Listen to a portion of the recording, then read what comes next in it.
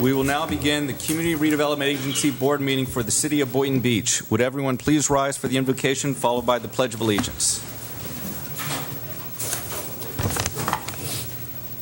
Dear God, we watch you in awe and pray for the safety and well-being to our fellow American citizens around the Gulf of Mexico and to all humans and animals in the world.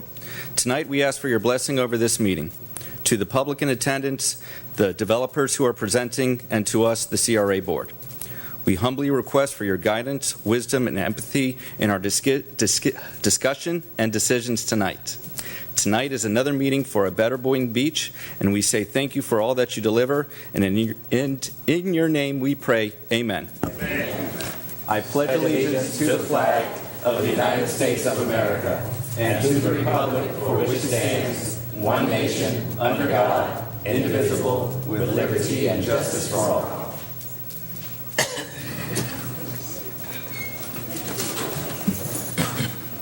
May I have a roll call, please? Here. Here. Here. Present. Here. All right. First off, is there any informational items that anyone from the board would like to discuss? Seeing none, moving on to the agenda approval. I'd like for us to decide on the evaluation process, and is there any other questions or comments regarding what we have presented in front of us? Excuse me, Board Chair, the evaluation, as we were notified, it's going to be the numerical values of 1 to 4, correct? Correct. And we are ranking them with 1 being the best, and whoever has the least amount of points, kind of like golf, will win. And Chair, I want to thank you, for clarifying that. I'm just saying so that the public will know how they will be ranked. I'm just saying when they get our tally sheets, they will know how we rank them. For the record, thank you. Okay. Just clarification with number 8 on the kind of evaluation guidelines. It says the successful proposer will be the one with the lowest total score. Just to make clear that that doesn't bind anybody's vote.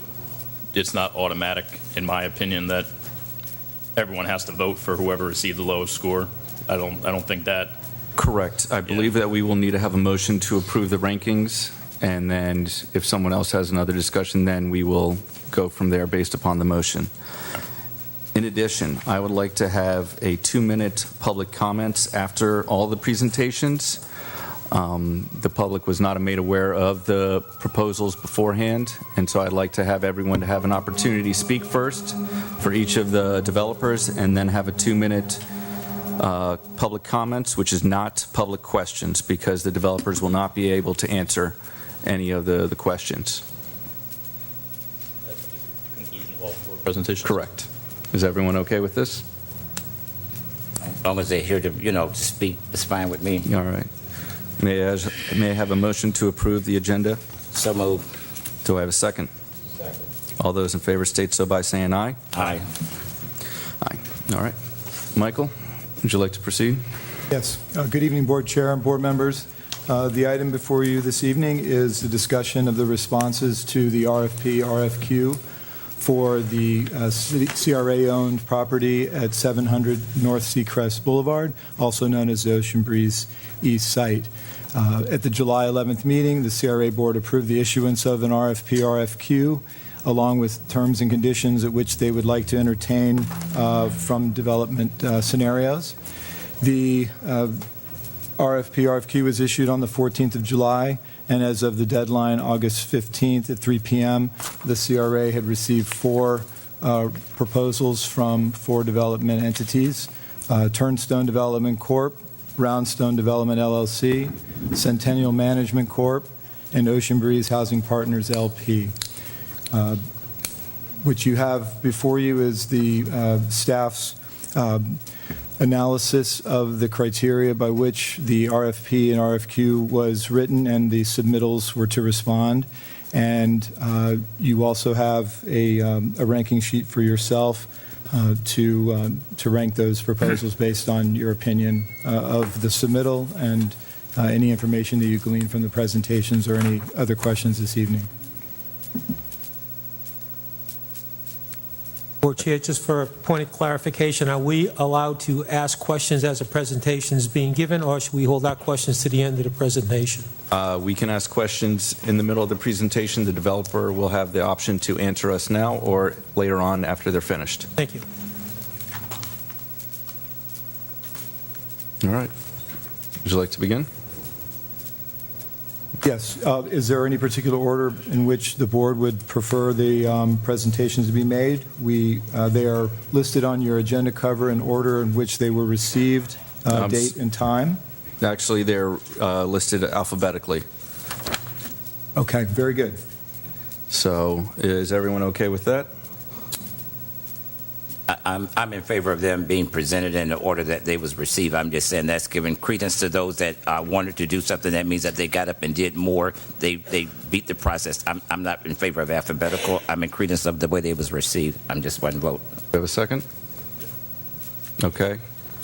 I'll agree with that. And so the consensus is we'll do it in the order that they were received, with that being which way? The first proposer then would be Turnstone Development Corporation. Mm-hmm. Followed by? Followed by Roundstone Development, LLC, then Centennial Management Corporation, and then Ocean Breeze Housing Partners, LP. Okay. I believe some of the special meeting procedures that are listed on the dais, we had asked as a professional courtesy that the proposers who are not presenting, you may ask them to wait in the lobby, or it's up to you. We've kind of determined that might be the best policy for this evening, if the board so elects to do that. Absolutely. Just so we have a room available for all developers who are waiting. Yes, the lobby is where we've... Okay. Okay, since they're going to be waiting in the lobby, will the TV be on? The TV is not on. I believe the audio is on. Okay. So if they want to stay here, they can stay here. If they want to speak, please go outside. And so that reminds me, please everyone turn off your cell phones or silence them. My favor is that I'm just saying, if developers are going to stand before us, in all fairness to the presenters, I want just the developers who's speaking to us now to be in this room. That's the way I'm going. Can we turn the audio off outside? Yeah, the audio needs to be off. I have yet to find out how to do that unless the city clerk may know. This has happened before when we've done the same procedure. It doesn't. Moving forward, we cannot not allow a developer to be here at the meeting, and so I just requested that no one's in the audience is speaking while there's a developer else presenting. So if you have to discuss anything, please quietly exit the chambers to the lobby. Okay. May we begin? All right. Turnstone? Yep. Hi, how are you? Hi, everybody.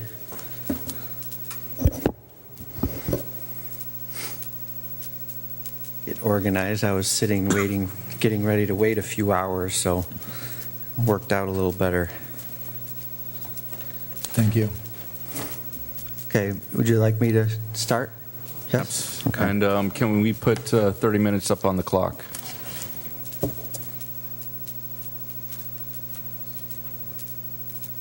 So you will have the full 30 minutes however you'd like. Okay, thank you so much. My name is William Schneider. I'm with Turnstone Development Corp.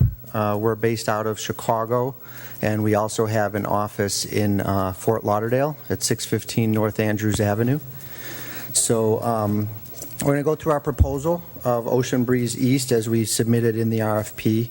So thank you for having it set up already. It helps quite a bit.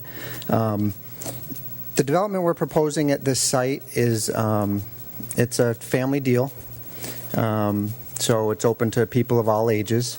Turnstone Development, we are a not-for-profit corporation. We're based, like I said, we're based out of Chicago and here. What's nice about working with a not-for-profit is we have a lot more openness as far as what's involved in our project. We're a lot more open to sharing financials and things like that. I'm executive director going on 10 years now, only the third executive director since 1988, so we have good stability. I have Michael Hartman here, who's a development manager with us based in Florida. I myself am based out of Chicago. And we have a small staff, but dedicated with lots of years' experience. Rhonda Butler on my staff is full-time compliance. All she looks at is, crossing the T's and dotting the I's and making sure we're doing things the right way, reacting to community groups, working with community groups, and working with councils and reacting to councils' needs. So it's something to, take under consideration as this committee's looking at these proposals. So I'll just get going through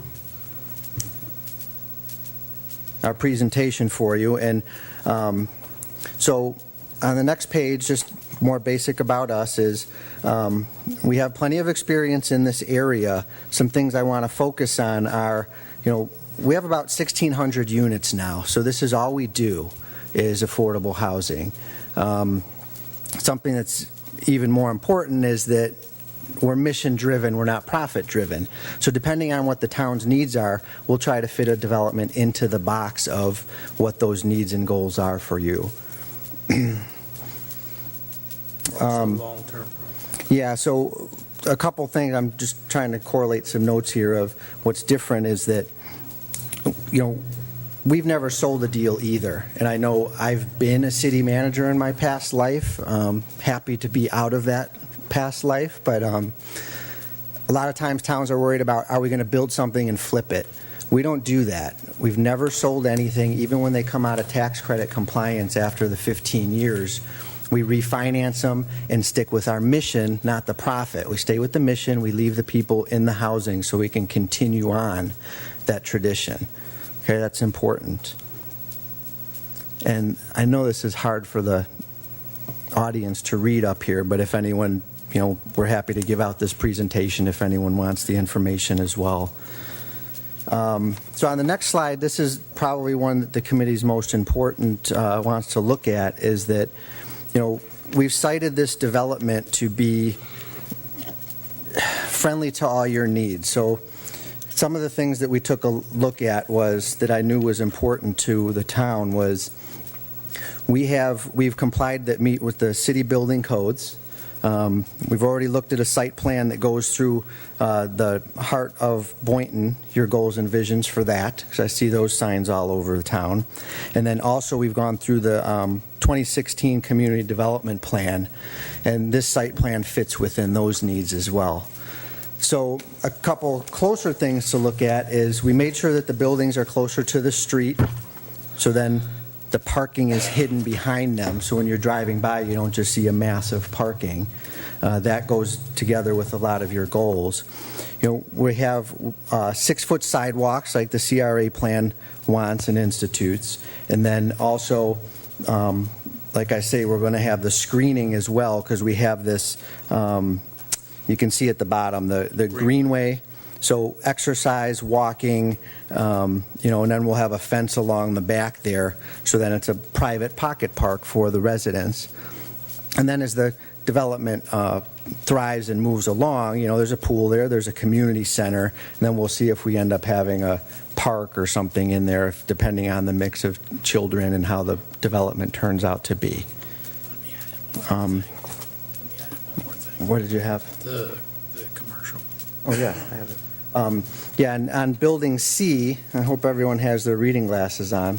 So on Building C, you'll see the grocery and retail is facing the Seacrest Boulevard, which would be on the left of this picture for the audience to see that. So then that way, we'll have 5,000 square foot of grocery, 3,000 square foot of retail, which it should be focused on that street, so you get the drive-by traffic and things. So again, looking through all the different plans, building codes, zoning requirements, it only makes sense to site that along that area. If I could just ask a quick question. Yes, sir. This development site plan that you're showing us, is this something that could be flexible?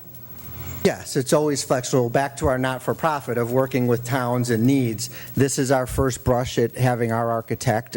We have a woman, minority-owned architect in Miami, so she can be as flexible as we need, because we know we have to go through zoning needs and building permitting. Thank you. So that's not a problem at all. I have a question since we're talking. Okay, you said that's 5,000 grocery store, and I think you said 5,000 retail? 3,000 square foot Okay, retail, yes, just sir. making sure. All right. Yes, 5,000 grocery, 3,000 retail. This is nice. Fort Lauderdale only gave us 5 minutes, so this is great. Okay, so meeting the city goals. Going back to our mission, we tried to read through the different plans that the city has to see what you need and want. Again, being flexible as we can. So, we wanted to develop an affordable project that meets the needs of the community. Well, we think that means your building codes. We think that means the Heart of Boynton Beach slogan that is being tagged quite a bit around town. Now, I already mentioned the 5,000 square foot grocery and the 3,000 square foot retail. And some of these other things, the bullet point on the bottom right, again for the audience, I'll leave my card and phone numbers and things up with the clerk, so if anyone does want to call me or get any additional information, I'll be happy to provide it. Create an urban setting by bringing the residents closer. Again, just basic planning is you want to try to site those buildings up next to the street so it shows a little better of a critical mass. You don't want the sea of parking, where usually people associate the sea of parking with a retail development. This isn't. It's residential first, and we're going to put in some pockets of retail to help along the main street. To the meat of some of this, the next slide, I'm going to have our development manager, Michael Hartman, take a stab at this. The project financing of the deal. We're proposing 2 different financing structures, and just in general, one that meets with the 9% tax credit lottery system December 6th, and a second, which I'd actually prefer as Plan A, is if the city wants to start this immediately, we can use 4% tax credits, and Michael's going to walk through that one some. Michael? Good evening, Commissioners. Mr. Simon, good to see you all again. Basically, we have 2 things that we've talked about previously. We could file a 9% tax credit application, which means we're going into a lottery. Now, one thing that Turnstone has a little bit of an advantage this year, they had the geographic RFA workshops last week, and they're changing how they're selecting the applications in large county, medium county, and small county. For our purposes, looking at large county, it used to be that everybody got one deal and then Broward got a second deal. That's changed. This year, all 6 counties will each get one deal, and then the highest scoring not-for-profit application, not otherwise selected, will be selected for that 7th slot. So with us as the general partner on the deal, we get 2 shots at the apple, not 1. So that's something that came out last week, and it gives us a little bit of an advantage when it comes to the competitive applications. In terms of the non-competitive application, what we're proposing is we will get a construction loan from the Palm Beach County HFA for about $12 million of tax-exempt bonds, which will also allow us to get 4% non-competitive credits from the state. Those bonds will be short-term, and we would have a HUD 221D4 loan with 2 tranches. The first tranche would be based upon the NOI, and it would generate approximately $8,650,000 of proceeds. The second tranche will be based upon the CRA investing $350,000 per year into the development. HUD would then amortize that over 20 years, and that will provide us with approximately $4,680,000 of gap financing. The tax credits will get us $9.5 million of financing. One thing I don't know if you're aware of, this year Florida Housing increased the total development cost approximately 3%. So the amount of the contribution for the area of local opportunity, in other words, to give you the extra 5 points, it went up from $551,000 to $567,500. We found that out about 3 weeks ago. It was after the RFP was issued. So we use that number in our application because that's what it's going to take in the 9% application to win. In each case, we're deferring a fair amount of our developer fee, so we're going to be invested long-term in these deals because that developer fee we will earn out of cash flow over 15 years, so it's up to us to make the project a success long-term, and that's where we're keeping our money in the deal. We're going to have $1 million into it if we do it as the non-competitive. We're going to have about $780,000 if we do the 9% if we're happy. What we are planning on doing is if you decide to award the $350,000, whichever development team you decide to go with, we will also file the tax credit application. It's going to be due December 6th. Unfortunately, they moved back the deadline where they're going to award, so they are not going to be awarding. No, wait a minute. Did they move back that one? I think it may have been moved back to May, where it's going to be awarded instead of March. Okay. Basically, I wanted to, on this next slide, we wanted to make it as easy as possible for you to understand what we're talking about under the two options. Under the 9% tax credit option, the CRA would make an upfront cash contribution of $567,500. But should we be successful on the 9%, we're prepared to pay $2 million to the CRA for the land at the closing. So you would get back almost 4 times what you put into the development. On the non-competitive, because we're trying to keep the annual payment as low as possible, we will purchase the land from the CRA for $10. We have the upfront contribution of $567,500. As I said, $350,000 per year for 20 years. Now, in total, that comes out to $7,567,500. But there will be an offset. We will be a taxpayer. We will be paying taxes during those 20 years. And when you take the amount of taxes that we're going to pay and subtract it from the city's investment, your net investment is approximately $3,289,000. So it does go down significantly. Your gross investment goes down to about a little over 40% of your net investment. And this property has an estimated useful life of 50 years. So even after the 20 years are over, we're still going to be taxpayers to the city. And by the time the 50 years runs out, we will have invested over $5 million back into the CRA, more than what the CRA invested into this property. Okay, with that, I'll turn it back over to Mr. Schneider. Thanks, Michael. So I assume if questions are after this or intermittently, we'll jump in however the board So would my like. question is that, in Florida, nonprofits normally do not pay taxes. So you would make sure that you would sign something that you would pay taxes and not seek the nonprofit? Correct. They changed it a little at the state. Actually, we built a building in Fort Lauderdale at 615 North Andrews, 105 units.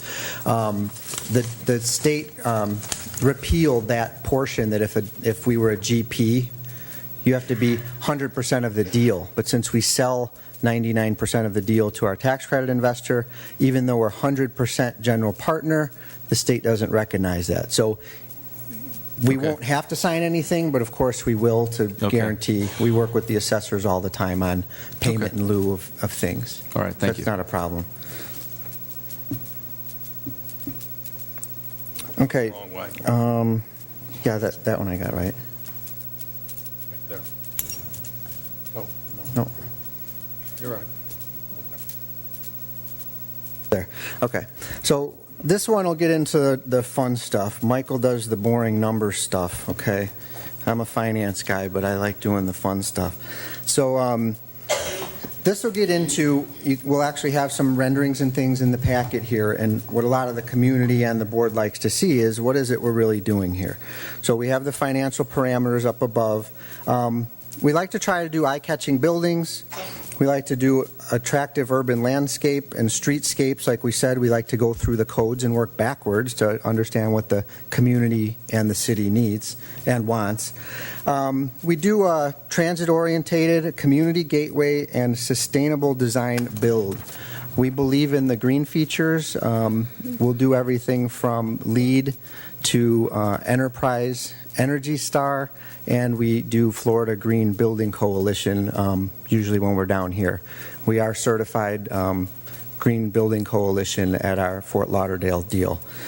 So here's, again, the site plan and some of the renderings. But some of the things our vision delivers is we're going to have 106 units at 60% area median income, and we're going to have a mix between 2, 3, and 4 bedroom units. Unit sizes that are truly livable. You're going to see that in a couple slides. We don't just put the minimum size in these things. Community always asks me that. Why are you putting the poor people in small units? We don't do that. It's something different. I would challenge anyone to come to our project at 615 North Andrews and look at it any day. And you'll see that they're very livable units with balconies. So size of the units is important to us. We have 203 interior parking spaces. I already mentioned the grocery and the sustainability features. The last bullet point on this slide for everyone that has their glasses on, local hiring, project participation, and marketing driven. We bring in the chambers of commerce. We bring in the Rotary. I'd rather get beat up at a meeting early than by the time we're getting permitting. So if we're going to bring people into a project, we have working groups that does that. Again, we're a community development block grant person. We deal with home funds. We are a CHODO, Community Housing Development Organization. We are grassroots, so we welcome it.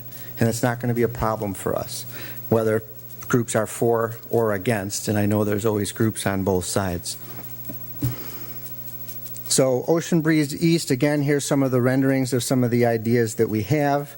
We're going to have a furnished community room. We're going to have a business center, a fitness center, swimming pool, and then I already mentioned the 203 on-site parking spaces for 106 units. So it's not just 0.75 units or 1 unit per parking space. We have ample parking with 203 spaces. Speaking of the ample parking, is this going to be inclusive or exclusive? I spoke with a couple of the community members, and they want to know, is this just for the people who live in the affordable housing? Or let's say you have a Heart of Boynton Beach address. Would you be able to use the business center? No, we only use it for the residents of our developments. Okay. In some instances, we have cut deals in, again, Fort Lauderdale being the closest to you. We let some local chambers of commerce use our community room, but it's, sign in, sign out, have the insurance, things like that. Okay. Because of the investments of selling these tax credits, there's often too many cooks in the kitchen to approve those types of things, but we sit and go through it with you. Okay. Okay. Try to understand what you just said. You said there's too many crooks in the kitchen. No, too many cooks in the kitchen. Oh, cooks. I thought you said crooks. Okay, I'm just checking. Too many cooks in the Oh, kitchen. okay. Go ahead. Developers already have a bad enough Just name. making I don't sure. need any others. Too many cooks, chefs. Hey. See, I like getting beat up early. So again, like I said, the local hiring and things is going to be very important to us, and I have a slide on that as well. These next slides, I'm not even going to kid with you that you're not even going to be able to see. The commissioners should be able to, again, I can blow these up to 24 by 36, but the first floor plan here, the buildings on the left is the ones that will be the grocery and the community activity, again, along Seacrest. That's just a first floor plan of how it is, but it's important to see it. Then you'll see the grocery and retail spaces are facing the street that they should, the busier areas, okay? Are they going to have on-street parking there? Yeah, these would, and then there's an entrance, I don't have my laser pointer, but just above the grocery store, one of the entrances in there if you look at the site plan. Okay, so just to the north of the grocery. And then second floor plan, I'm just going to go run right by these because it's inconsequential at this small scale. These are more of the fun things. Project highlights and unit size and density. Again, larger unit sizes can accommodate, all the family's needs. So we have one-bedroom apartments are approximately 817 square feet of living space, and the rents will be about $729. And I'm purposely going to read each one of these for the audience. And two bedrooms are approximately 1,038 square feet of living space with the rent of approximately $875. Three bedrooms units are about 1,214 square feet at $1,003, and four-bedroom units are approximately 1,352 square feet at a rent of $1,113. A lot of people ask us those questions. So here's typical. Excuse me, can you repeat square feet for a two-bedroom and a four-bedroom again, please? Sure. Two-bedroom is 1,038 square feet with the rent of $875. Three-bedroom, 1,214. The rent of $1,003 per month. Do you need four-bedroom? Yes. Four-bedroom is $1,352, and we have that highlighted on the slide in there.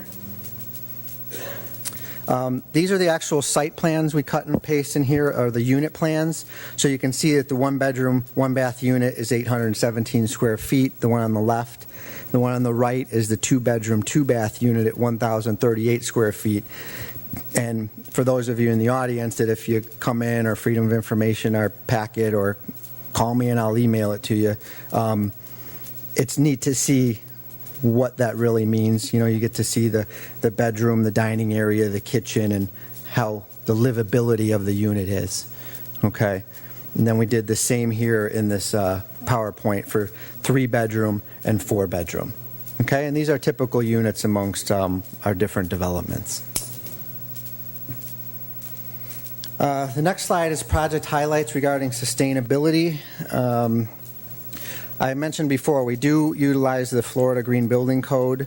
It's an approach about sustainability, about building materials, construction practices, disaster mitigation, and land use. So this is, if you ever heard about the LEED building standards, this has to do with buying American lumber, buying American steel. You work on, you get extra points if you have recycled materials in your buildings, LED lighting. So we look at all those things, to just get a better project developed.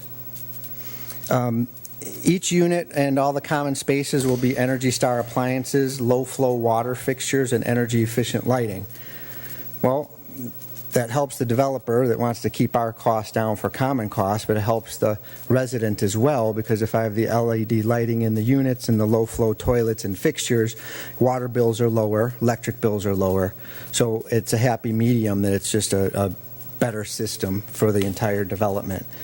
We also have higher efficiency mechanical systems. Sometimes we use reflective roofs that help, especially down here as hot as it is. Our team has extensive experience in sustainability. Our current project at Wisdom Village, it's called Wisdom Village Crossing in Fort Lauderdale, is a 9% tax credit deal. We obtained the Florida Green Building Coalition certificate.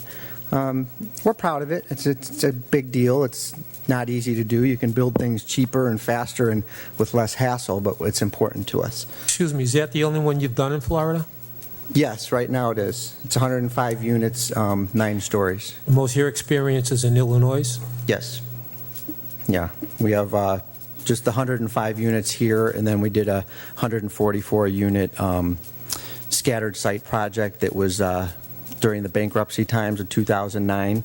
We managed 144 scattered sites throughout Chicago, Florida. What did you do? Redevelop them? Yeah, we redeveloped them and resold them as lower income home ownership program. But yeah, now that we're all through the system with Florida Housing, not a problem with the housing finance authorities to issue the bonds or get the volume cap to do 9% or 4% credits. we have a healthy balance sheet to manage these deals as a 100% GP.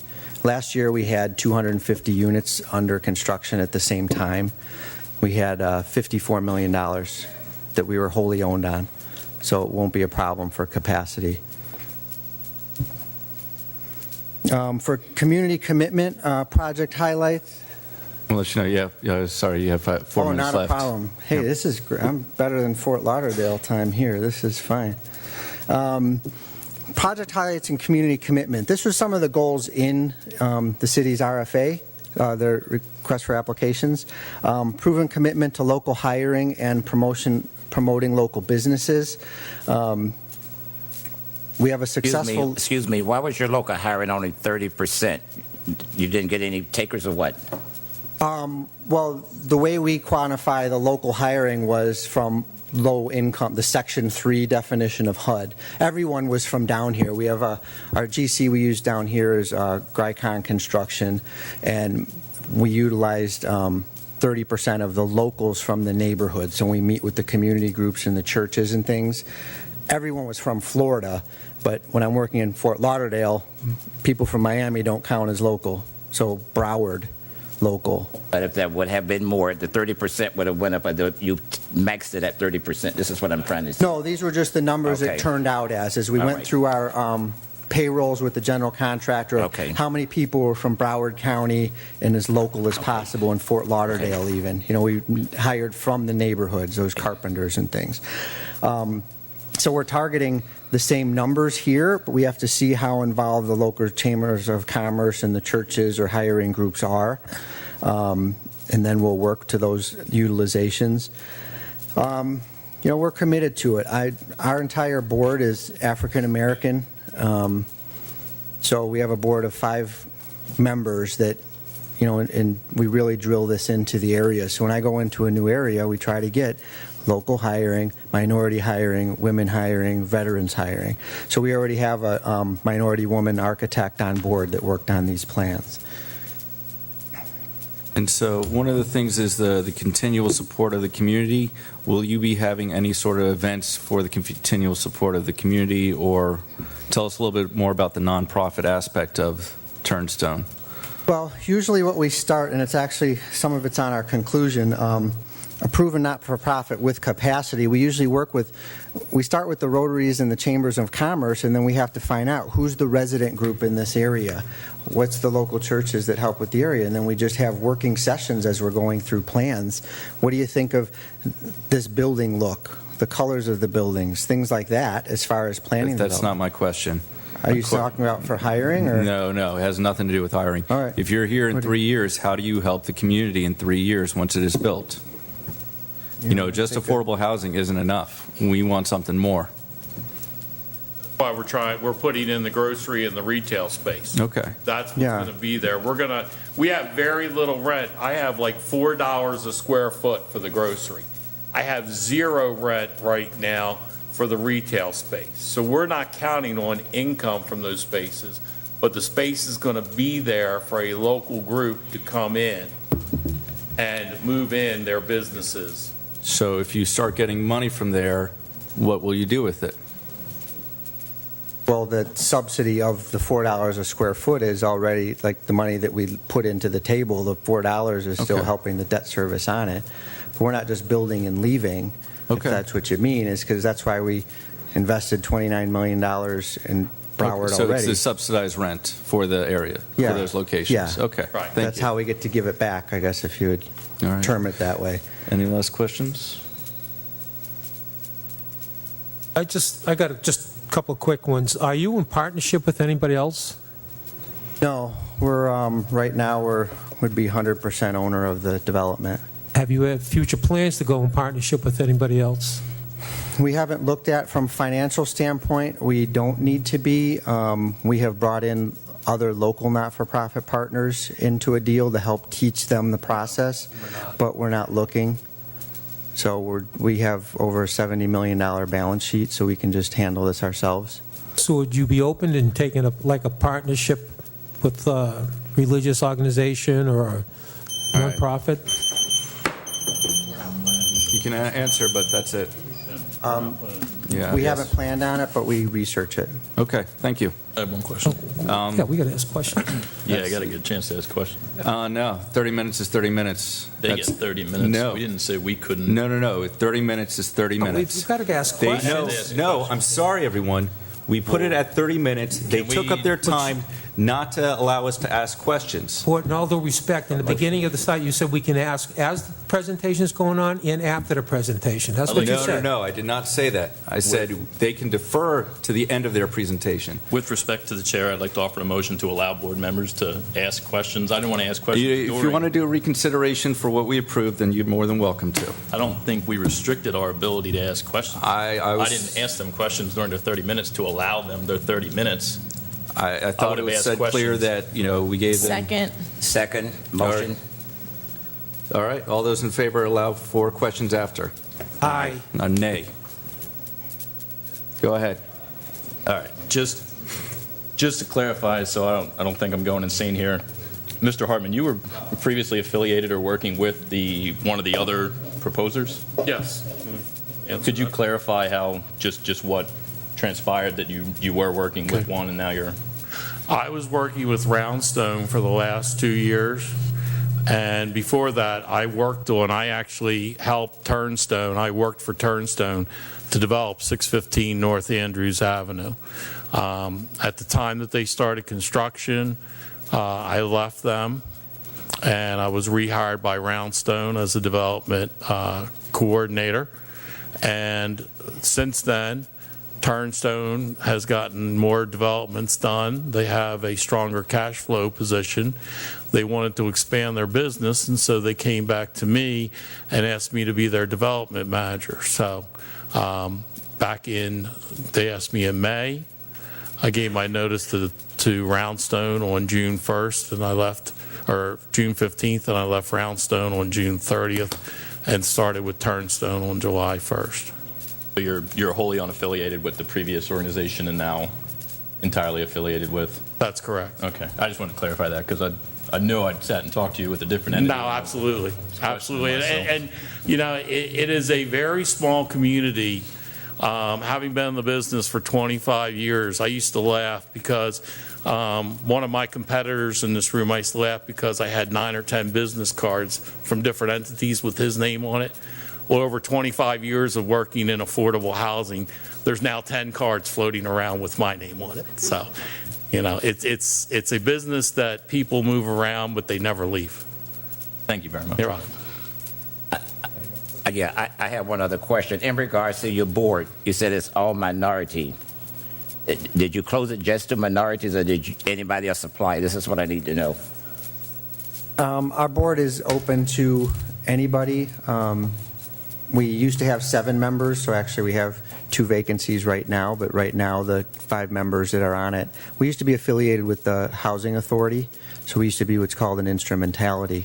And when we split off from that, 2 board members didn't come on to our board, they stayed on the PHA's board. All right, the 2 that stayed on, that left, were they minorities? The 2 that's left was a Caucasian woman and a Hispanic woman. Answer my question, thank you.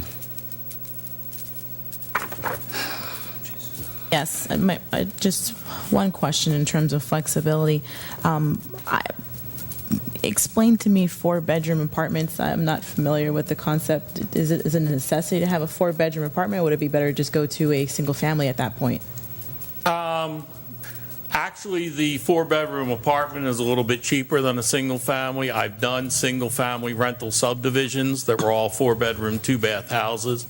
But because you have common walls, common foundations, it's a little bit cheaper to do 4 bedrooms. The problem that I find is that there's a couple things. Number one, you can't have if somebody comes in with a Section 8 certificate, and we're not a Section 8 development, but we have to accept them.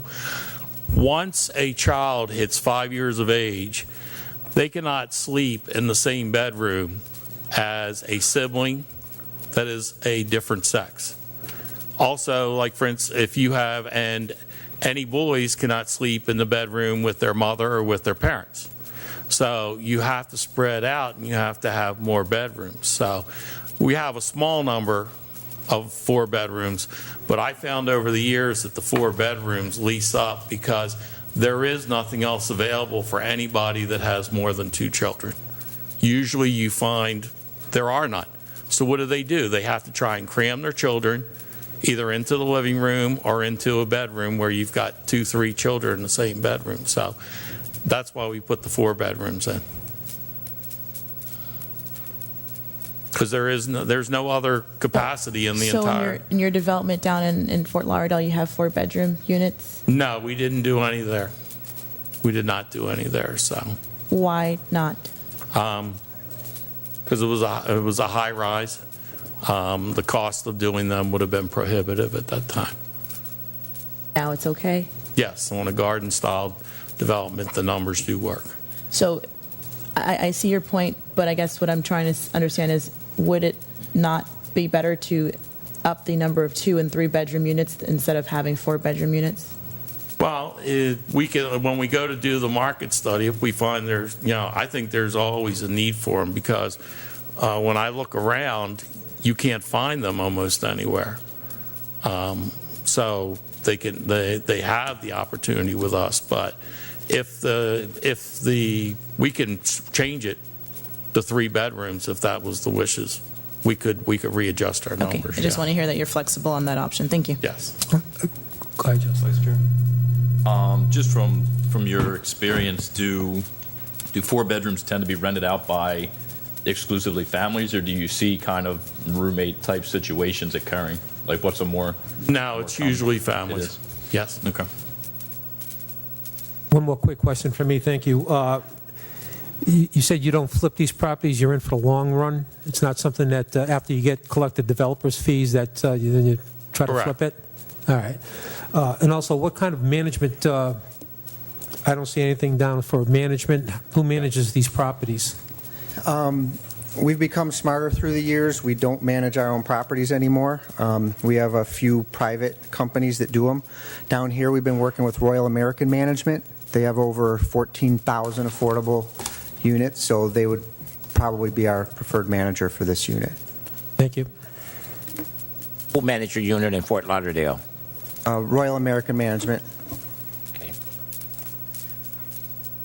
And so there will not be an opportunity, like you said, you don't sell the property, you'll have someone else management. You will not do a rent-to-own sort of deal so that there could be a home ownership aspect of some of the tenants. No, once we structure them, we leave them as rentals. We did one home ownership development, and it's a different set of challenges. This would be a rental unit. We keep it. Of our 1,508 units, we've never sold any. Yeah, thank you. Any other questions?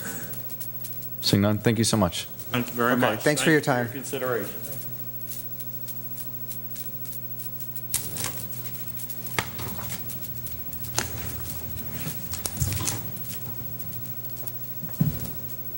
All right. Next, we have Brownstone.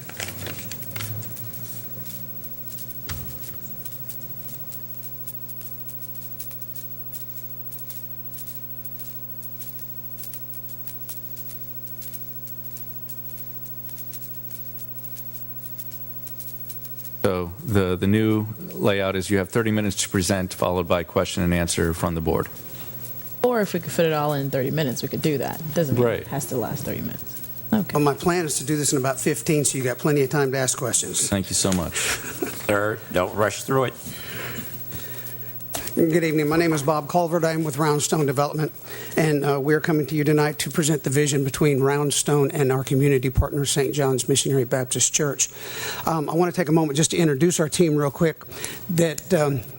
We emphasized the local community a lot in this development, and our team reflects that. Our land planner is Mr. Bradley Miller.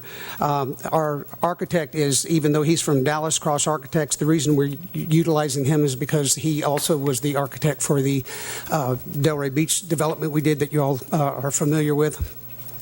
Our mechanical engineers from Jupiter, Bob Davenport. Our civil engineers from West Palm, Jeff Trumpeter. our project manager, Larry Zabek, and our legal counsel team is Broad and Cassell, and they're from Boca Raton. So as you can see, they're all local, or at least have local experience down here. We also are partnering, as I said, with the St. John's Community Baptist Church, and they are led by Pastor Davis, who is here tonight, and Deacon Willie Gibson, Vice Chairman of their deacons, Garn Sims, Mark Kerr George is a church member, and Reverend Woodrow Hay. Excuse me, I don't mean to interrupt you, but I'm reading this and it says informal partnership. Can you explain to me what's an informal partnership? You're either a partner or not. What's informal? What does that mean? What we did was we are going to partner with them in the final analysis of the development to get it done. We are initially going to do all the development, get it done, and once it's complete and up running through our partnership, they are going to help run the development. They're going to take it over. At some point, yes, that's the idea. That's the plan. So for it to be you're total building it local. for St. John's. Correct. Okay. Well, if you want to word it that Okay. way, sure. That's Okay. one way of putting it. First, since you did all your introductions, I need to step for the community. I am the clerk of St. John, but I have no vested interest in this project. For the record, thank you. I have not met with anyone. Disclosure. All right, thank you. Ready? Brownstone Development is owned by Clifton Phillips, and as you can see from the bulletin, we have over several years of experience, over 2,000 units in several states, including Florida, Texas, Arkansas, Mississippi, all over the place. One of the reasons, and I want to emphasize this right from the get-go, one of the reasons why we're here tonight is because of the partnership that we had with the Housing Authority in Delray Beach, because of the issues that some of you already know about that we had with the contractor there, but we persevered and saw that development through. It was because of that perseverance that the local community reached out to us and asked us, hey, what can you do in our community? And so we sat down and we met with them, and we had multiple meetings with them to determine their desires, their wants, their needs. And by meeting with the local community and sitting down with them, a lot of developers will promise to do that. We've already done that. We've already had those meetings. We've already met with that list of names I just read off to you. We've already engaged them. They're ready to go. If we end up being the selected proposer, we're going to hit the ground running. We are ready to go right now with everybody in place. The next few slides are just some of the pictures of some of the developments we do. This here is the Delray Beach. You all have seen this before. I know that some of you have actually driven up there and seen the development and know how pretty that it is. Here's the inside the clubhouse down the hallway. There, just on the right side of the screen is where the business center is. Further on down is the exercise room, and just outside those windows would be where the pool would be. And then on the flip side of that is where the kitchen amenities and the library is. This is a development that we did in Pinellas Park, Florida, and the reason I wanted to show you this one in particular is because it shows that's 120 units on 5 acres, and we were able to do that and still have plenty of room for the tenants. We still had green space for the kids to play, and we were able to make it work on a smaller parcel, as this parcel is a smaller parcel.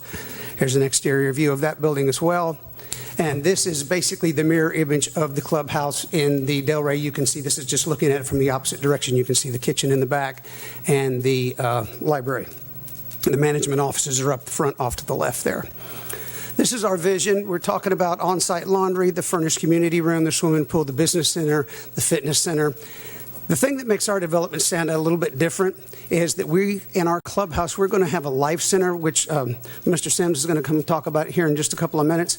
But we are expanding the normal size of our community clubhouse to make room for extra community activities, for community partners to come in and work with the neighborhood, from health screenings to job fairs to financial literacy, all kinds of things. And as I say, Mr. Sims will cover that in a little more detail later. Sir, I'm going to stop you. Let me make sure that we understand for the record, because the last gentleman said that they would not offer the community, but if the community want to have a meeting, they're free. Is this what I'm hearing? We are providing space Thank for you. the community. Yes, You we are. answered it. Thank you. Yes. I have a question. Yes.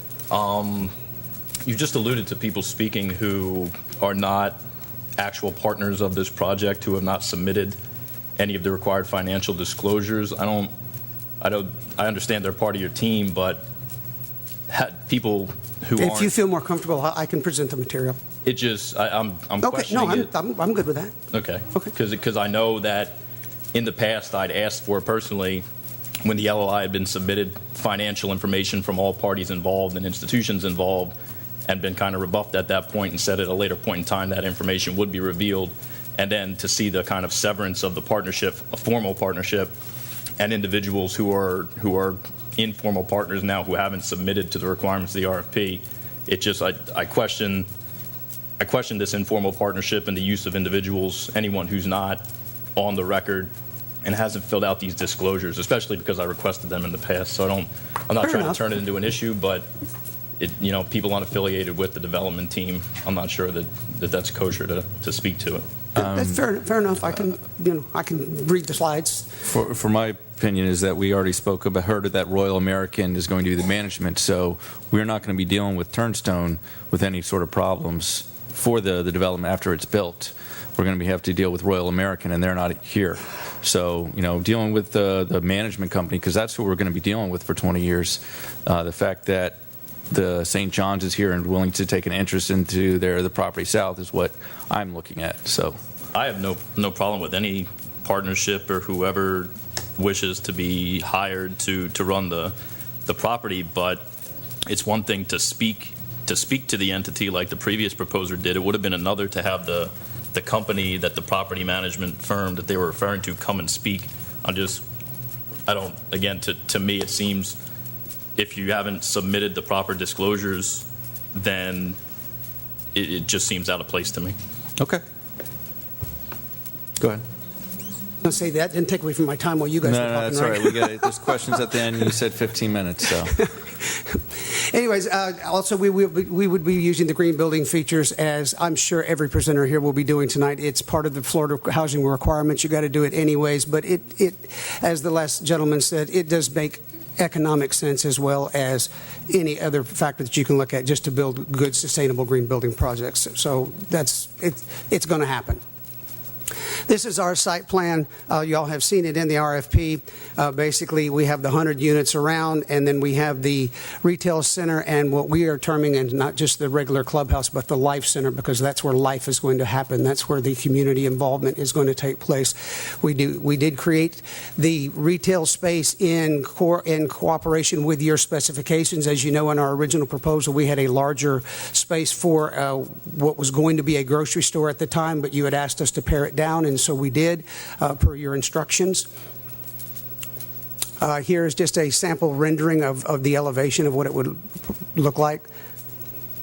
And this is just the timeline, and it's pretty typical. As you know, if we submit for the 4%, it goes in October, and if we submit the 9%, it goes in December. And the timelines are going to run as they do in due course through Florida Housing doing their thing and so forth. The local participation plan, this is not only something that we implement, this is something that we have just done.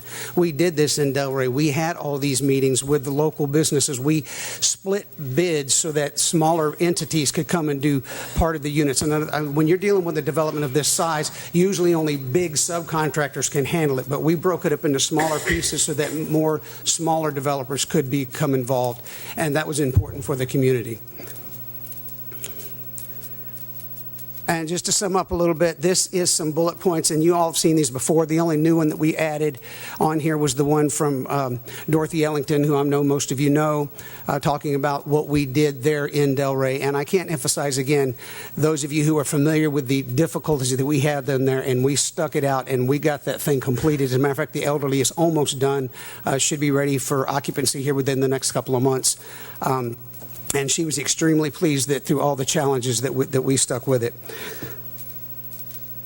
Also want to talk about, as part of in the RFP package, it's not part of the slide program, we also had an economic impact analysis done for the development site, which was in your RFP, which I'm sure you all read, but just some of the highlights from that we're expecting about 220 construction industry jobs, 30,000. Not 30,000 or 30 million, Larry. 30 million added in direct impact. The professional and the GC, most dollars are going to be spent within 20 miles of the site. In the post-construction phase, we're talking 250 new residents, $2 million plus in annual local spending, 20 new permanent jobs, $700,000 in annual salaries and spending. The economic impact to the board is if we go with the 4% deal, we are offering a price of $800,000. If we go with the 9% deal, we're offering a price of whatever the appraisal comes out to, up to $3 million. Obviously, we are a taxpayer. We're estimating that at about $40,000 or higher. We're going to create a new residential hub in the community with 100 new utility customers. As far as the Life Center is concerned, we are talking about a one-stop shop that the community can come to for an educational component, health service component, social services component, family social component, community services component. And we already have, with some slides that unfortunately I didn't realize that you were going to use the one we sent. We had actually revised it and added some slides, but so I'm just sort of reading off of it. But we already have partnerships set up with some local groups to come in and provide those services at the community. We've already had those meetings. We've already had those discussions. Those community partners are ready to come in and partner with us. We as I said before, we're ready to go from day one. Could you name a couple, just a couple? Sure.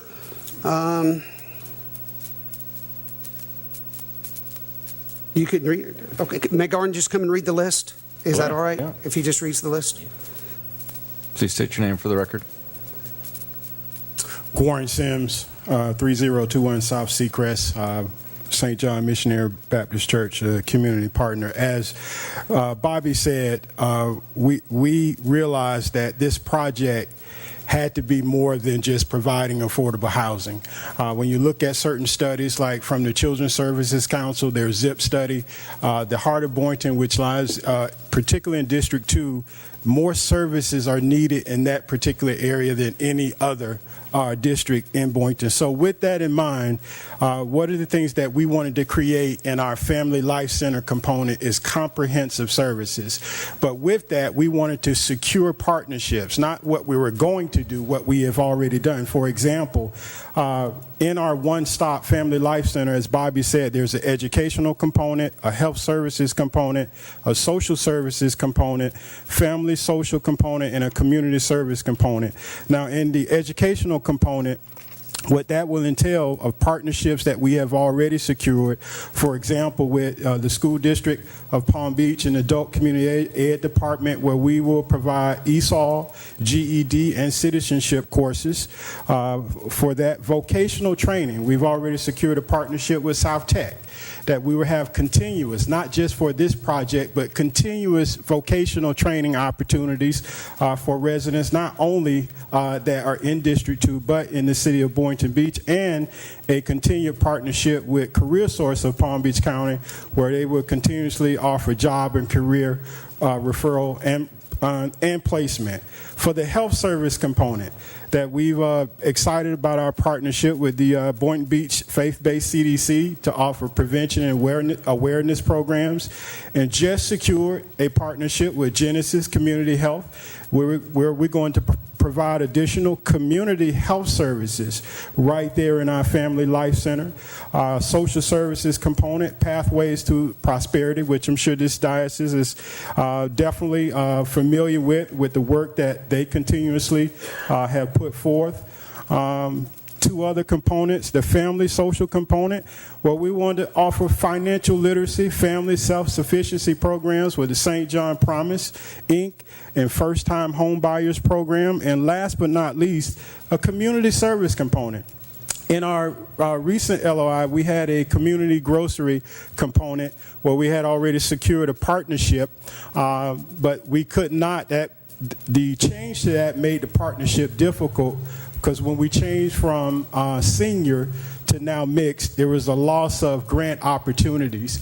Now with the 3,500 square feet, we have definitely working with two potential merchants who are interested in definitely leasing out the 3,500 square feet, and other community outreach, again, with the Boynton Beach Faith-Based CDC.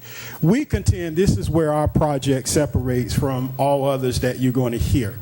because one of the things we wanted to keep the integrity of the HOB plan, the integrity, and hearing what the community citizens, particularly in District 2, are saying, that we want comprehensive services with this project before, during, and long after. And that's why we contend as well that this partnership is critically important, because we're going to deliver those comprehensive services. Just for the record, That this answered your affordable question. housing just wouldn't be for residents in District 2, is that correct? I'm sorry, say that. This affordable housing is just not for residents in District 2, correct? Well, no, of course not. No, Yeah. okay, so- Yeah. No, I mean, anybody that workforce can apply, and, you know, if you meet the financial criteria and the background checks and so forth, you're eligible to rent an apartment just like anybody moving from anywhere else. I do want to address real quick the idea about the management company and at some point the church owning it. Just like the same issue was brought up with Delray Beach, even though they are a housing authority and they do have experience in that, we use our management company, the Sunchase America, which is in your packet. They're extensively qualified for these types of developments. We used them during the lease-up period, and when we backed out and the housing authority took over, the housing authority just stayed with them, and I'm sure something like that would likely happen here. So there'll be no change in the management company. It's somebody that we know and trust. But you would have a and use. say in that. St. John's would have that say because you can turn it over to them, correct? They would have that option, yes, but I find it highly unlikely if you have a successful management team in place that you're going to change it at any time, just like Delray Beach did. They kept it. So you're saying the Delray Beach Housing Authority is now owner of that development? Mm-hmm. The family phase, they already own the family phase, and at some point, they will take over the elderly phase as well. Okay, thank you. But the management company never changed, so in a sense, it's like you said, at the end of the day, you're going to be dealing with the management company. It's the same management company. I have questions. First of all, in regards to security, explain that to me, please. The development will be fenced. There'll be perimeter fencing with gate controls around where the residents are. There will be open areas so that you can get to the plaza. As you see, the way that we did it, just like you guys asked us to do, we put in a plaza that's going to be a fountain there with landscaping. Now that area will be open to the public so that you can get to the retail component, but the residential units themselves will be gated. Okay, in regards to your project, I want to thank you at least for putting testimonies from members that live in District 2. You made a statement and you said that you felt the pulse of the community and you're working with the community. And this is what I'm concerned about. I'm just saying is that, you know, who could better explain to you or say to you what is more or less needed except the individuals who live there. And then I'm glad that you are engaged the community, you met with the community, you listened to the community, and you heard them. And just like in Delray, when I ask you about Delray now, the reason Delray is so successful now is because you all worked with that group down there, and they told you, said, this is what we want, this is what we need, and this is the way we want you all to go. And this is why it's successful. I went by there the other day, and I just want to tell you all thank you for doing a good job for our neighbor. Thank you. Thank you. And do you also have the costs for each unit, or the estimated costs? I have the overall breakdown, which you all saw in your packets. I don't know if I took it down to the unit level, or we took it down to the unit level in our package. But basically, we're talking a total project cost of $21 million. I'm sorry, the apartment rental cost. You know what? I didn't print out the rents, but I will tell you this. Everyone is subject to the same rent schedule via Florida Housing, so whatever it is, it is. I mean, you can charge a little less. You have 30% units, you have 60% units, you can have 50% AMI units. AMI, I don't understand what that is. Area median income. It's the way that the rents are measured in a given county. And every one of us is subject to those same rent schedules. So what you're saying is that in order to get the tax credit, there's a certain limit that you can charge. Correct. And everybody's subject to that same limit. Okay. This is, family housing. Why so many single-family one bedrooms, 44? There's not too, you can't put a family there. So why so many one-bedrooms? But once again, in all candor, we were listening to the community. As you know, they originally wanted it a senior development. When the CRA before asked that we switch that to a family development, we did include the 3-bedroom units and cut back on the 1s and the 2s, but we did leave a lot of 1s in there so that even in a family development, obviously seniors can live in it. You're not excluded. It's only the opposite way around. So we wanted to make sure that it was still open to all residents that could come. And so we basically, again, that was just listening to the community. Okay. Just real quick, what is your developer fee? On the 4% right now, we're projecting it at roughly, oh, wait a minute, that's on the pro forma page.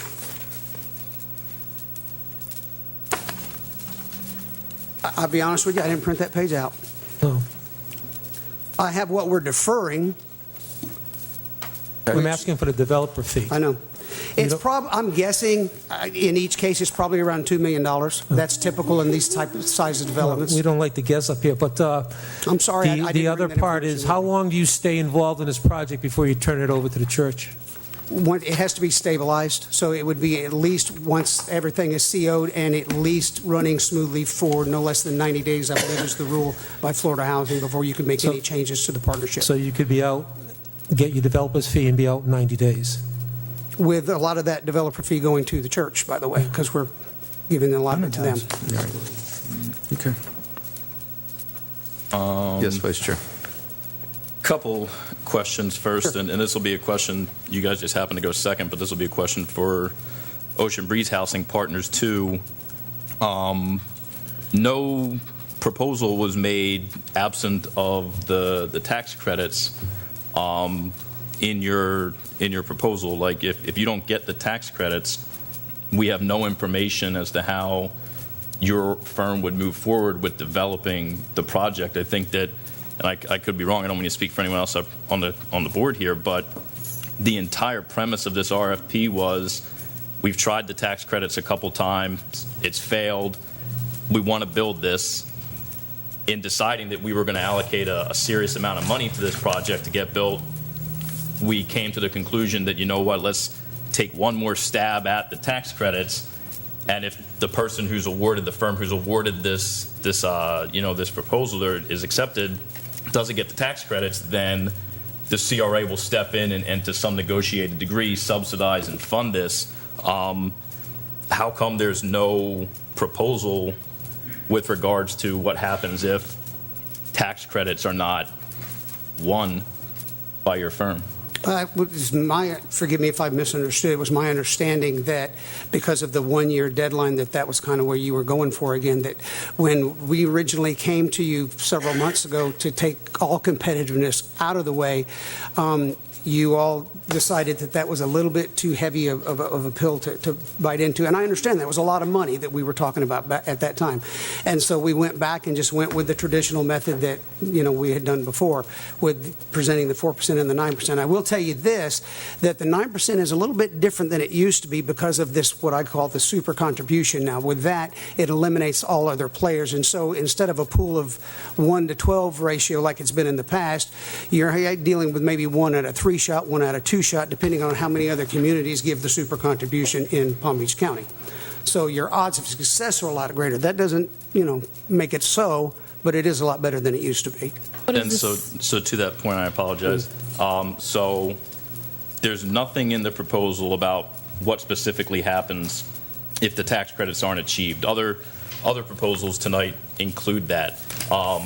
Additionally, we've been told that you're not officially partners with a separate organization, but informal partners, and you plan to turn the property over to them in relatively short order after the property is developed and stabilized. So again, my concern would be, and some of this again extends to Ocean Breeze Housing Partners too, is that we don't know anything about what happens if we award you the proposal, or award your proposal to, the chance here, should the tax credits not come in.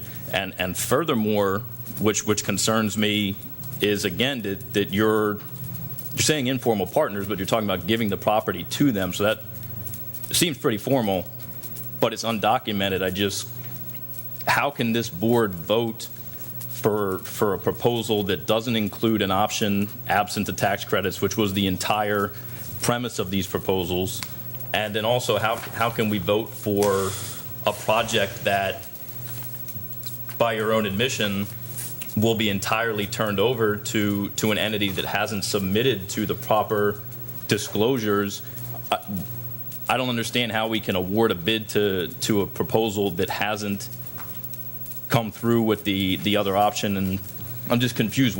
If we award you this and you don't get the tax credits, we've effectively awarded your firm a potentially $7 to $10 to $12 million project, depending on where the subsidy comes in from the CRA, that you intend to hand over to an entity that is by now, I'll use the word as kindly as possible, refused to provide proper financial disclosures. To respond to your first point, actually, other than the local government contribution, we're not asking anything from the CRA. We're actually going to give you money. We're going to buy the land and pay you the land. We're not asking you for any money at all, other than the contribution to get through the applications. I understand, but that if the tax credits don't come through, not only you're not offering any money, you haven't put a proposal on the table. The project essentially dies at that point because there's no plan B beyond the tax credits, which was, again, I don't want to put words in the mouths of my fellow board members, but the whole point of this RFP was to find someone who could put together a proposal that included possible subsidies from the CRA and take one last stab at the lottery so we could possibly get out of this without putting any money down. I'm repeating myself, but I'm confused as to why, and again, I'll ask this to Ocean Breeze Housing too. I don't understand how a proposal could be submitted for this that doesn't include if not tax credits, because the entire RFP is built around if not tax credits, then what? So I won't. Well, that particular proposal is the original proposal that we gave you that, in all candor, you rejected. So we didn't know where to go from there. Well, that original proposal comes in $3 to $5 million higher than proposals on the table today. So I think that, rightfully, I would not have submitted that proposal again either, but I might have come in with a more reasonable proposal in line with expectations and the conversation and dialogue that we had when we crafted this RFP. So again, I won't keep yes, sir, I drilling, understand but your point completely. I'm confused as to what. I understand your point completely. And, seeing as it is the gated community, the people that live across the street will not be able to use the pool. And that, as the previous gentleman said, insurance would have a real problem with that. Okay. Yeah. Yeah. And the other aspect is that the home ownership, because it's gated, there's no chance that there's a rent-to-own possibility in the future. You can do that down the road after 50 years, but we can't do that. No. It wouldn't be our property. Well, no, I'm saying it can be done after the compliance period from Florida Housing, which is 50 years. So Florida Housing has to have 50 years, otherwise you have to give back the tax credits? Make a commitment to do it. It's part of the RFA from Florida Housing. So there's some sort of restriction on the... There is a land use restrictive agreement for 50 years. Okay, thank you. Yes. That's filed with the state, yes. Okay. So just to be clear, you came here before us tonight with no other options than just the 4% and the 9%. That's it. Was the language in the RFP not clear? Michael, can you reiterate the language in the RFP, please? Yes, Board Member Romulus, on page 14 of 16, the third bullet is, it lists, the subject matter is the stated commitment that the CRA board is making to the project, and the third bullet is a discussion about the possible use of tax increment revenue funding over a period of 20 years as a possible option of funding. So if I'm understanding correctly, are you just saying that you just refuse to do that option, period? Is that what your development team is saying to us as a board? No. Now, not saying we refuse to do anything, Ms. Romulus.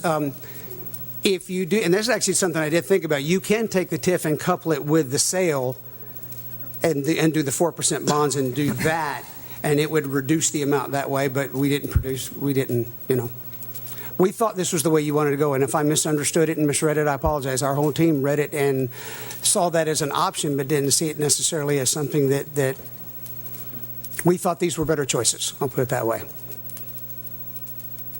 I'm ready. Yep. Okay, I'm not going to get hung up on, whether you all going with the lottery. And the reason I'm not going to get hung up on that tonight is, first of all, we got a presenters going to be coming tonight, and they did the lottery twice and failed. So if St. John want to try it, if they can come out, I'm in favor of it. I'm just saying I'm not going to let this be one of them that's saying, I'm not going to move forward because of the lottery. I'm just saying we got another presenter presented twice, and they failed twice. I'll just say one last thing before we wrap. And my sole comment is not that we're going to, tax funding with your organization. It's simply that I think this was the opportunity to show us everything that you had on the table, and I feel like you failed at one of those parts. You didn't show us this other part. You've done it in the past, but you didn't do it today, and that's a little disappointing for me because I was looking forward to seeing everything that you have to offer and what you have to show us, and I'm not sure how the misunderstanding happened, especially as a professional entity. I would think that you would take that RFP and take it and fly to the moon with it and back in order to impress us. I think that was the point of tonight.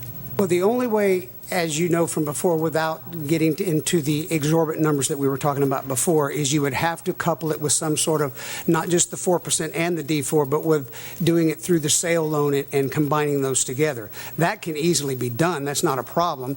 But why not say that in this? That's all I'm asking. Why not be forthright? Why not be transparent? That's all I'm asking. I feel like that was the conversation we've had all these past couple of months with your organization, and we're still here. We're still there. Board Chair, may I ask a question of clarification? Yeah. You had mentioned the scenario of management turned owner as an example, and you did in Delray with the Housing Authority being the management company or their arm of the Housing Authority, and then ultimately they ended up owning it as well. But who is the management company for this project? Sunchase America, the same company. And so Sunchase America is who's going to end up owning the project? No, they don't own the project. No, the Delray Housing Authority still owns it. I said they hired the same management company that we started with. They didn't change that. But I thought you had said the manager ends up being the owner, so you're only dealing with one entity. No, I was basing that on what the mayor said earlier about ultimately at the end of the day, we as a city, or you as a city, would be dealing with the management company long term. But the advantage that we have is you're not only dealing with the management company long term, but you also have somebody that lives right here in the community that you can talk to as well. So that's kind of what separates our proposal a little bit. You're saying the hirer of the management company would be the entity that hires the management company? That would be us. Initially, and then afterwards, it would be St. John's. Correct. And that we can put that into any sort of contract if you are awarded the development. Correct. Okay. Yeah, my only point in bringing that up is that the continuity of the management would stay the same. That's all I meant by bringing that up. My question is to Mr. Simon. I'm just saying, in regards to all of these RFPs, RFQs that came in, was everything submitted? Because I have some records up there saying everything was not submitted, and I'm just saying I don't want to penalize St. John because they didn't submit one thing, and we have some others that did not submit some things as well. I think I pointed out that New Rock, hold on. Not New Rock, but Ocean Breeze Housing. I asked the chair, Executive Director. To answer your question, Board Member McCray, none of the proposers, in this case Roundstone or a New Rock or Turnstone or Centennial, none of those proposers have been penalized or rejected because of a missing piece of information. So no one is suggesting at this moment that St. John did not submit information. What has taken place, however, is we are being informed this evening that an owner of the property is an entity that hasn't been identified, or the ownership and the premise of the proposal doesn't describe that taking place. So it's just it's an abnormality, if you will, as to the proposal not identifying that entity as a future owner and what their role would be and their financials and their credit report disclosure. There's really no information at all about the role other than the second paragraph of the Statement of Qualifications, which references that they will be, Partnership Unique provides wealth and effort, and at the end of the owner of this future apartment development is a stakeholder in the community.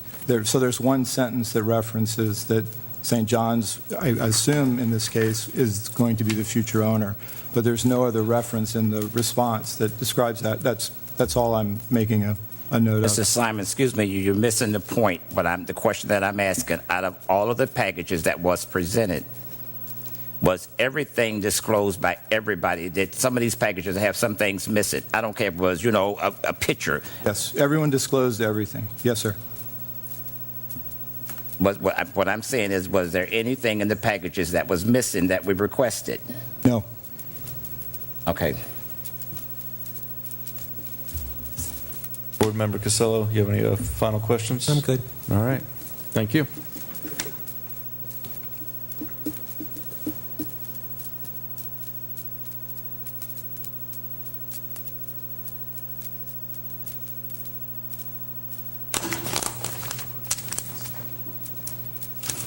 Next up, we have Centennial.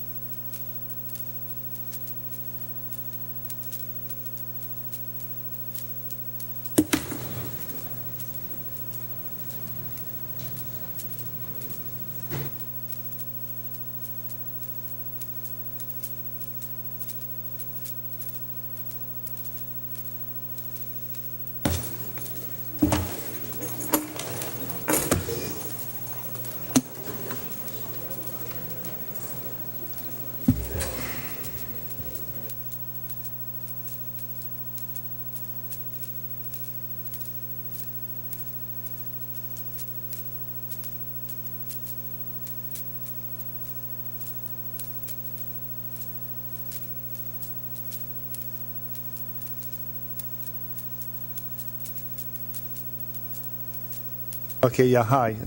My name is Louis Sweezy. I'm president of Centennial Management. I brought a team with us. I thought each of us would get a couple of minutes to speak in front of the board.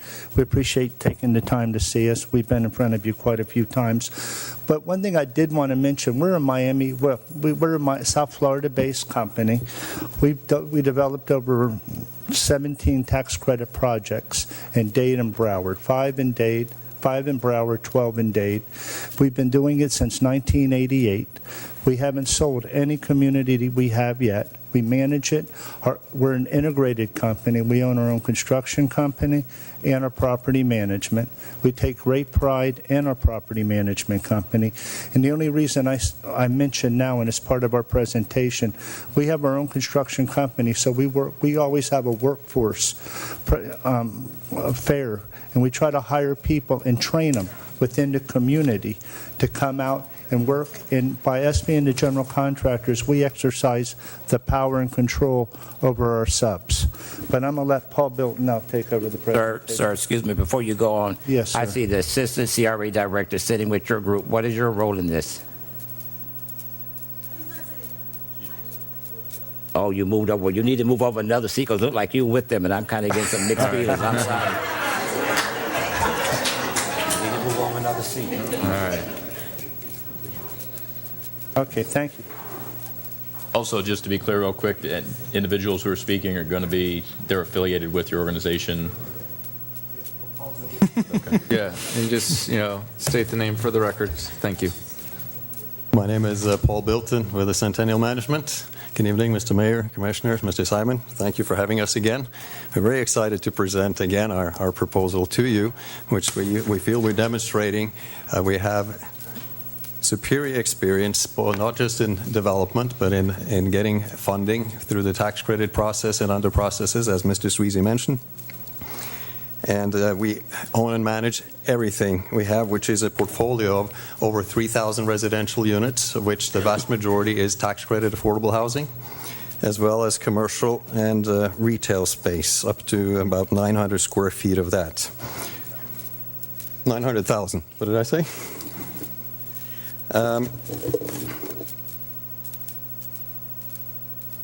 Okay, that you cannot see very easily, but I'd like to mention briefly, these are the 4 options that we have submitted to you as far as possible ways to finance this and make it happen.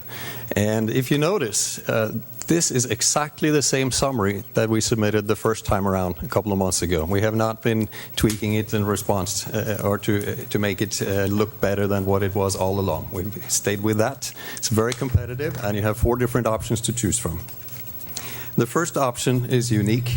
It's one by which we're offering to buy the land outright today. We could go straight to closing. We'd give you $800,000 for the land, and all we'd be asking back would be the $567,000 some dollars we need for a local government contribution and a couple of $100,000 in utility waivers. Essentially, you would not be out any money, and then we would be responsible for going out there and making it happen. We'd put our money where our mouth is. As a part of that, then we would go out and apply for the 9% tax credits. We'd apply for the 4% on the sale.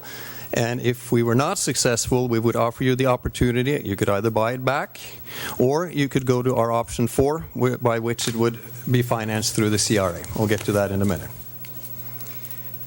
So option number 2 is to do what has been discussed mostly by others, which is to do a contract subject to getting either 9% tax credits or sale funding through Florida Housing Finance Corp. If we were successful at the 9%, we would buy the land for $1.4 million and only ask from you the local government contribution of a little over $500,000 and the utility fee credit. If we were to be successful with the sale funds, which is not as comprehensive of a funding package, then we would be able to pay $800,000 on top of the local government contribution and utilities again. None of these are relying on TIF funds.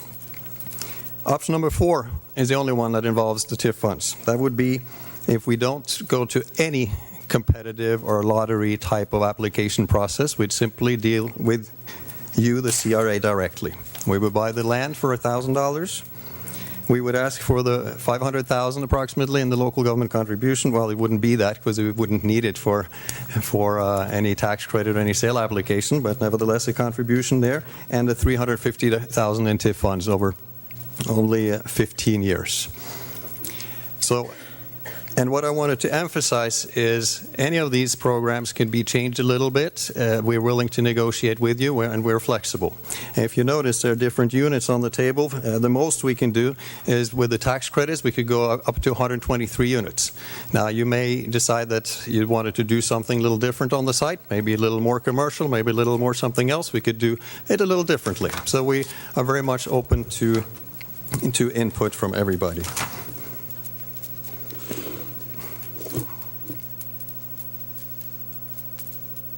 Again, Centelli Management Company with Louis Sweezy as a principal and qualifier. He's been running and owning this in South Florida for about 40 years. We have a portfolio of affordable housing, market rate housing, mixed use, mixed income, commercial, retail, industrial, and land holdings. Most of it is affordable housing. Tax credits, that is our bread and butter. What we do, we handle every step of the process. We do the land acquisition, the financing, the construction, the marketing, lease-up, and the property management in perpetuity. We're intimately familiar with all the various affordable housing sources and how to put them together and make things work. We have also done deals in the past that are just like this, by which we bought land from the city and partially got funding from that city and developed to meet the city's goals. The 2 examples in question are Chavez Lake Apartments in Hallandale Beach, Miami Stadium Apartments in the city of Miami. We also recently did a rehab in the town of Davie, together with some funding from the city from the town of Davie. Okay.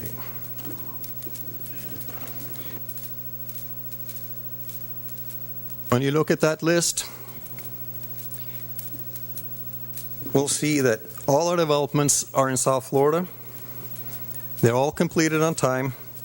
None has ever been sold or defaulted in any ways. We always comply. And along with these, we have been involved in numerous of the various activities, such as the community outreach, Section 3 and such, which is a key element of this RFA, and which some of our other team members will be talking about shortly.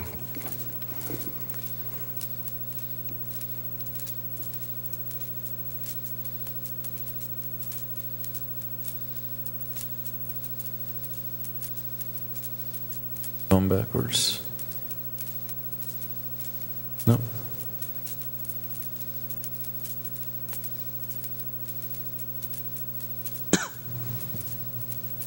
Okay. That works. Thank you very much.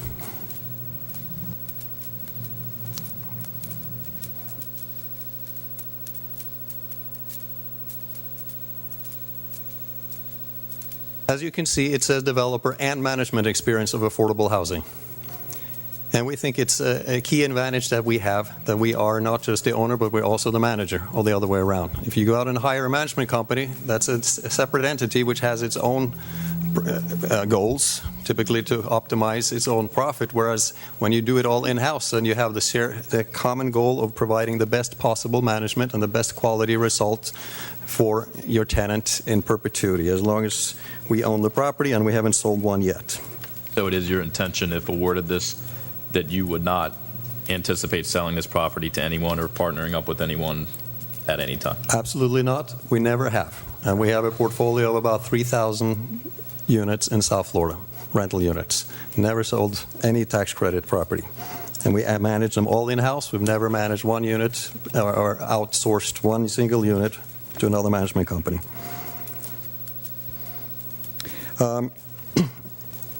As far as the affordable housing experience, I had added, I brought in another presentation today. I wasn't sure we were going to see the one we submitted previously. So at the bottom of that list, what is not included are 3 deals that we have in the works right now. And they represent the 3 kinds of funding that we've been talking about. One is actually 2 in particular. We were just in 2016 awarded 9% tax credits for Lake Point Plaza in Hialeah, Florida. And we were also in 2016 awarded sale funding for Redland Crossings in South Dade. And these are now to underwriting, in addition to a third deal, which is called La Jolla Estates, which is a 4% tax credit with bonds and home funds. So this is our most recent successes dealing with Florida housing.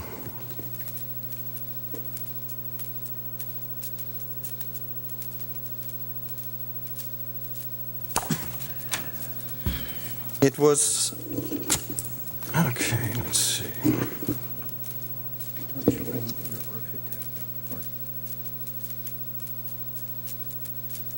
Very well. Yep. Okay, but I will then in just a minute. Here, we have a picture here. It's just a typical. This is Chavez Lake Apartments, which we built in Hallandale Beach on city that we purchased on land that we purchased from the city. And this is La Jolla Apartments, one of my more recent developments, also a tax credit property in South Dade. Excuse me, the land that you purchased from the city, how much did you pay for it, as you're disclosing? $2 million, and we developed 236 units. Over 10 acres. About 10 acres of property, right on Martin Luther King, just north of Hallandale Beach Boulevard.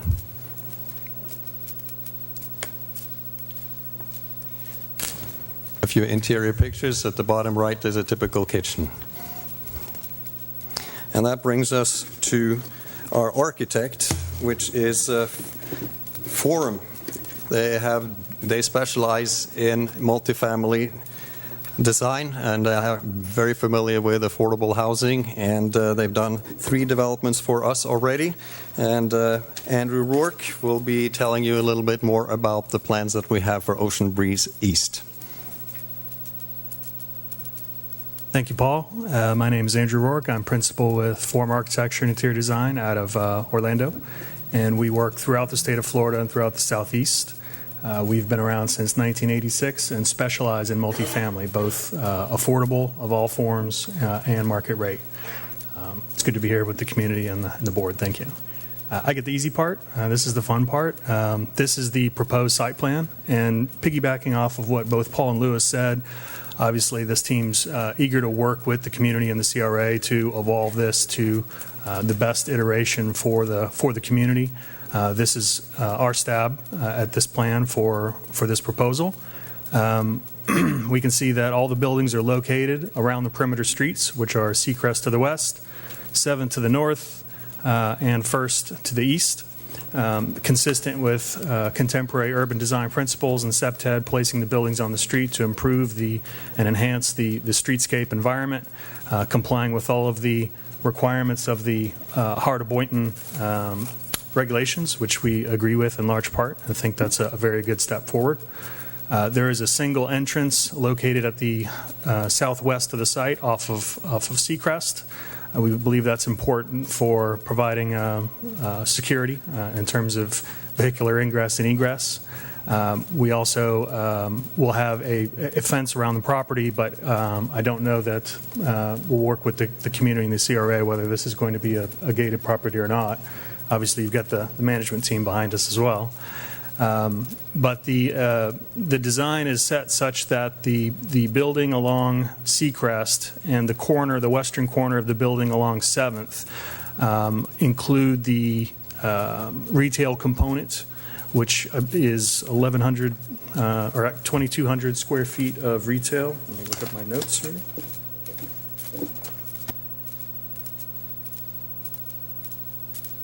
Right, flexible, but this is the current iteration. It can increase or decrease, obviously. But this iteration includes 123 units. As Paul mentioned, this is based off of the maximum density plan. Understand that housing is key. We're trying to deliver the maximum number of housing units to the community that we can. 216 parking spaces for those 123 units. 2,200 square feet of retail, which again is flexible, and a community room. And both the retail and the community room are located at the northwest intersection of the site off of a small plaza. And the northwest is obviously drawing you north towards Sarah Sims Park, which is the Heart of Boynton's main gathering space. So it's kind of drawing people along that corridor as part of the revitalized Seacrest initiative. I have a question while you're on your site plan. Please. Okay, your retail, is it going to front Seacrest? I'm just saying, look like what do you have in front of it? Shrubbery or what? Well, there's the 6 to 8 foot sidewalk. Obviously, there'll be a streetscape consistent with the regulation standards and enhanced landscaping along those frontages. There will be access. Obviously, it hasn't been all contemplated yet in terms of the individual entry locations to the retail, or whether it's multiple retail spaces, a single retail space. Square footage is obviously flexible at this point in time. But the key was to have that retail along Seacrest, which is the commercial artery of the Heart of Boynton district, and also that we've got on-street parking located on Seacrest 7th and 1st, which makes it convenient for patrons of the retail to utilize and have easy access to that space, whereas the spaces interior to the site are reserved for the residents and their guests. You also have retail on Northeast 7th Avenue up in the corner, right? Correct. Actually, it's the community room. It's that first floor. They're flexible. The key was to have those spaces on the northwest corner, whether the retail goes to Seacrest or the community room goes to Seacrest. We'll work with you to execute that, but the key is having those spaces proximate to 7th and Seacrest. There's on-street parking on both frontages. So 7th might be changed to a community room? Correct. And the key there is obviously if you are engaging public access to the community room for certain events, that they're not having to come interior to the site, that they have a well-identified, easy access from the perimeter of the site. Okay. The amenity areas there located central to the project, but again on the main frontage, so that prospective tenants and visitors can again access easily without having to navigate interior to the site. And the amenity package obviously is anticipated to include a pool as well as other amenities. So, you want me to Has there been a traffic study done? Because I'm looking at the street view, and it doesn't look like people can take a left turn from that location. And so, has anyone looked at that? From the egress? Correct. There has not been a traffic study done. Obviously, one would be engaged, and we would work with them on their recommendations. Okay.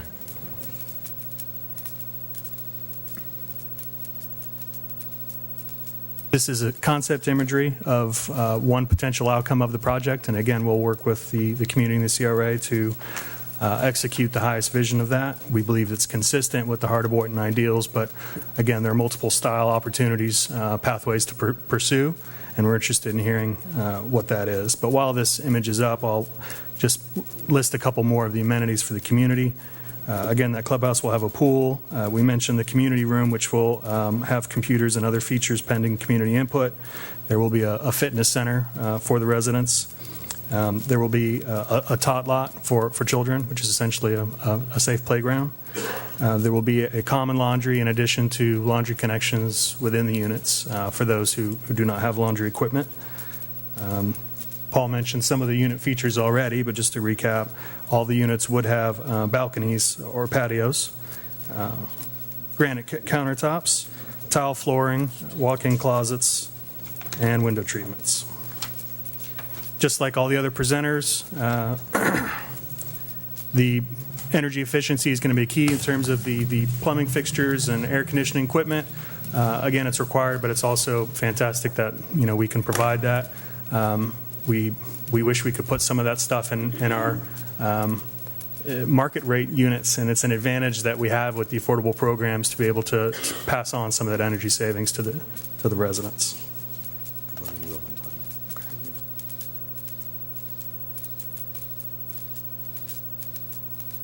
If there's no other questions regarding the architecture at this time, I'll pass it back to the next member. Sure.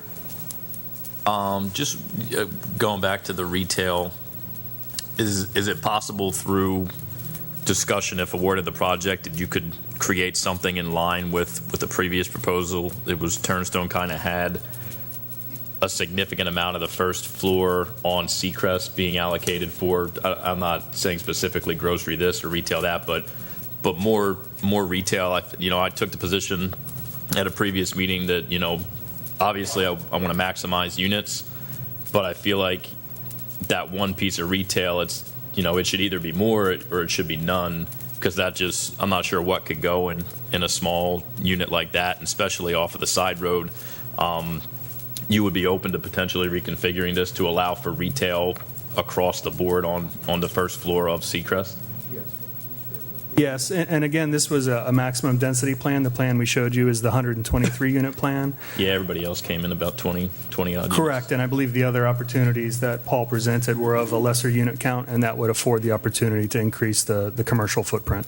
Any of the financing opportunities would be, we could do lesser units and more of the commercial space. This was just the maximum to focus on providing as much housing as possible. But everything that we've talked about is something that we want input from the community, and that brings us to the next.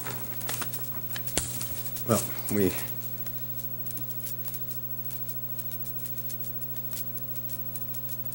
have assembled well, you've seen an extensive detail of our team in RFA. We brought 3 of our team members. You talked to the architect, and then we're going to talk to a couple others who are essential to the upfront planning and the outreach. And first, I'd like to introduce to you Sophia Nelson with the Merchant Strategy. She's our resident and community outreach coordinator, and will tell you a little more about how we will seek to get as much productive. Good evening. Sophia Nelson, the Merchant Strategies. Mayor, Mr. Simon, Commissioners, thank you for this opportunity. We felt being partners with Centennial is the ultimate live, work, play situation. We're currently working on the Town Square project, and one of our goals for the Town Square is to hire local from the subcontractor standpoint and to hire local from a local labor standpoint. So we just had a job fair on August the 22nd, and it was a very successful job fair. And we plan to continue to do those in conjunction with Centennial and this particular project. We also had 3 input meetings with the community to talk about open space. We talked about the architectural design of the projects for Town Square, and we also talked about the playground. So reaching to the community. I have a question. I'm going to stop you. When you had the input meetings from the citizens, what date did you have those on, those 3? It was the 10th, the 27th, the 10th, the 17th, and the 24th What month? of August. So you just had one. We just had all 3. Why wasn't I notified? I didn't see anything. I'm sorry, everyone was notified. This is the Town Square issue. This So is Town I'd like to Square. Town Square, okay. I'd like This is to Town Square. disclose that I have met with the merchant group. However, we have not spoken anything about this project. So I brought those particular points up to let you know that we are on the ground currently working with the citizens and doing the outreach that needs to be done. And so that's one of the goals for us to work on this particular project. Like I said, I think it's the ultimate live, work, play situation for the city of Boynton that is going through its own revitalization and progress to make themselves a world-class city. So some of the things that we're going to be doing is we're going to definitely be a proactive partner with our continued stakeholders. That would include our churches, our chambers, and any other community partner that is deemed a stakeholder. Again, input meetings are very important to us, meaning in a large scale or in one-on-one situations. We feel that having the community tell us what they want is the most important part of this particular project. We'll have focus groups, and we'll have continued activities to continue to bring the community to the project so that they not only feel that they're going to live somewhere, but it's ownership by the whole community. So, like I said, we've conducted a job fair on August 22nd. We'll continue to do that. It was very successful. We had a turnout about 197 locals. So when you talk about the local labor, we had about a 77 participation rate of people from Boynton coming to sign up to get to work. We plan to continue that part as our project. I'll pivot back to Paul, and I'll be open to questions if you should have any. Thank you. Thank you very much. The last team member we have with us today is from the Boynton Beach Faith-Based Community Development Corp. It's Keturah Joseph, and she'll be implementing programs for residents and tenants once the place is up and running. Keturah? Good evening, Mayor, Commission, board members. I tend to want to call you all commissioners because I get confused a little bit at times. Mr. Simon? We do too. Good evening. As was previously said, as you all know, first of all, we're Boynton Beach Faith-Based Community Development Corporation. We've been in the community since 1999. And all we have done mostly is affordable housing. Our agency came together from a group of local residents to address the affordable housing issue in Boynton Beach. And that's our priority, that's what we have focused on, and that's what we have done. Since 1999, we provide home buyers education, credit counseling, financial literacy, financial education, and a whole gamut of other education. What we are proposing to do here is everything that Sophia just mentioned. We will hold that community engagement. We will be part of that community engagement and stay engaged in the community to make sure that everything that Centennial is proposing to do in the community, for the community, and with the community, they will do it. We're the eye and the ear of the community, and we're taking on that responsibility for the job fairs, for the community engagements, for the small groups, the big groups, the large groups, the small groups, and everything.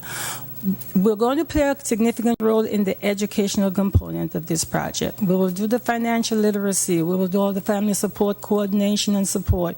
We will provide what is key to this project as well is that we're proposing to do a first-time home buyer counseling education. Within the tenants and the residents of that community, anyone who is interested in home ownership, we will identify them, we will counsel them, we will work with them, and transition them from rental to home ownership if they're interested. They will not get home ownership within the project, within that community, but we will do what we do best, which is take them, provide all the education, all the counseling, all the hand-holding that they need, and transition them into ownership. We will coordinate all of the community activities. We will be the eye and ear of this community in that project, all of the education and everything else. We will hold them to all the jobs fair. We will make sure they hire locally. We will participate in all of the local events that they have and they're proposing to do so that we can make sure the residents of Boynton Beach get to participate, not only to be a resident in the project, but in the jobs and everything else. That's the role that we hope to propose, that we hope to do with this project if it's awarded to Centennial. Joseph, I have a question. Have questions? Go ahead. For me? Yeah. I don't know if this is addressed to you or to the developer, but your organization was mentioned earlier. Was I mistaken when I heard that from another group? Yes, and if they're awarded, we will do the same with them. I see. Yeah. I see. We want to be involved because So what we it's do. a informal partnership that you have with the majority of the. I have more of a formal partnership with Centennial. The what was the name? Roundstone Project and St. John Project. We've had conversations before. Okay. And we're going to make sure that what we're proposing with Centennial, if they're awarded the project, the same happens there. Understood. Thank we you, Ms. want to be Joseph. the pioneer of this community. Thank you. Ms. Joseph, my question for you is, you said that faith-based CDC came into existence what year? 1999. Okay, how many homes have you all placed people in since 1999? We have assisted about 200 people to become first-time homeowners since we've been in business. We've counseled over 2,000 residents. The majority of our home buyers are within the city limits of Boynton Beach, but some of them are outside of the city limits of Boynton Beach. As you all know, we participate in the Ocean Breeze West project. We were co-developers in that project, and I am sure everyone will agree that's a beautiful project, and we're hoping to participate in Ocean Breeze East to make that as successful as Ocean Breeze West was. You know, we've just finished the homes on Northwest 10th, MLK, beautiful homes. Everyone agrees that that's a beautiful project. That's what we do here, and that's what we'll continue to do. Ms. Joseph, out of the 200 homes that you placed people in, how many did not stay? How many did not stay? Yes, ma'am. What do you mean by did not stay? What do I mean by did not stay? Is still living there? Well, how many of them are still living there? Yes, out of the 200. I would say the majority of them, but I don't have that Majority, number. but the I can majority- always give you that. Commissioner McCray, I can provide you the exact number because I don't want to quote a number here that's not correct, but the majority of them are still in their homes. What we do, our home buyer counseling Ms. program. Joseph, thank you. You answered my question. Thank you. Okay, thank you. I have one more question, if you Yes, don't mind me ma'am. asking. You mentioned that you were co-developers in the Ocean Breeze West Yes. development. What does that mean, and how is that different from what you have here? What we did, Habitat for Humanity and Boynton Beach Faith-Based CDC built those homes. Habitat built a certain number, and we built a certain number, built them and sold them, did all the counseling and everything. That's what I mean by that. So we co-developed that project. And was that option not something that could be considered in this deal? Yes, if the opportunity presents itself, we absolutely will. No, I'm saying it could not have been an option? It could be an option. So you're saying that, Commissioner Ramos, a part of it would be a condo? I don't know what I'm saying. What I'm asking is, you're just a informal partner who's kind of just pushing this developer in the right direction of making sure that they work with the community, but there is no formal partnership. Is that what I'm understanding? What we would do is we intend to take advantage of all her services for counseling. We'll sign a contract. We'll hire her as a consultant and a team member, much like we hired the architect. We don't have that contract in place yet because we have not been awarded the project yet. But it will be a long-term written contract by which her company, and she is compensated for providing the resident and tenant program services. Thank you for clarifying. Ms. Joseph, while you're still there, who's paying your salary now? I'm just saying, because I'm trying to look for conflict of interest. I'm just saying, who's paying it now? Boynton Beach Faith-Based Community Development Corporation, sir. And they are a not-for-profit, right? We are a non-for-profit. Thank you. Yes, sir. Mr. Casella, you have any? Just a quick question on the, I guess Paul, is that his name? You say you do your own management of projects. Is there on-site management on these projects that you develop? Yes, we have about 78 employees right now, most of which are in property management. We have always a manager, we have leasing staff, and we have maintenance staff, including an air conditioning technician at every property. On every property. Okay, thank you. You're welcome. And do you pay them a living wage? Oh. We pay a competitive wage. Okay. Just to clarify, because the vocabulary, the informal partnership, just to distinguish how it had been previously used in this, as you stated, the only association with the faith-based CDC in here is that you would be contracting for their services on your property. They at no point will take ownership, take percentage stake, anything of that nature. That's correct. Okay. That's why I used the comparison of the architect. We're hiring them to do a service. Just the architect will finish quickly, and we anticipate continuing with them for some time.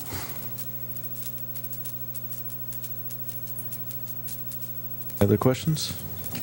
All right. Thank you very much. Thank you. Thank you very much for the opportunity.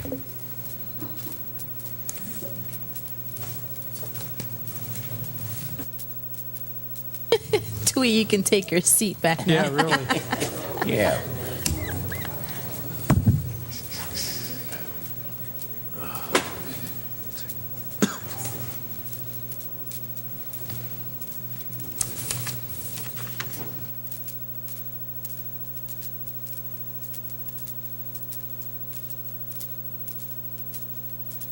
Well, I mean, I'm stretching. It's 2 hours. Good evening, commissioners and board members of the CRA. I appreciate the opportunity. My first name is Allen. My last name is Schneer. I work for New Rock Development. They originally started in Georgia, but they have offices in Boynton Beach, Florida, as well as Texas. Right now, we have developed over 9,600 units, and I'm going to try and work the slide as well as speak to it at the same time.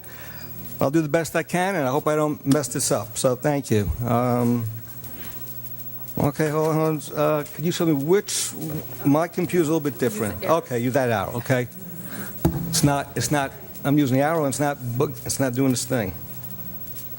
Okay. Here it goes. Okay, thank you. You can see we have our office here in Boynton Beach, Florida.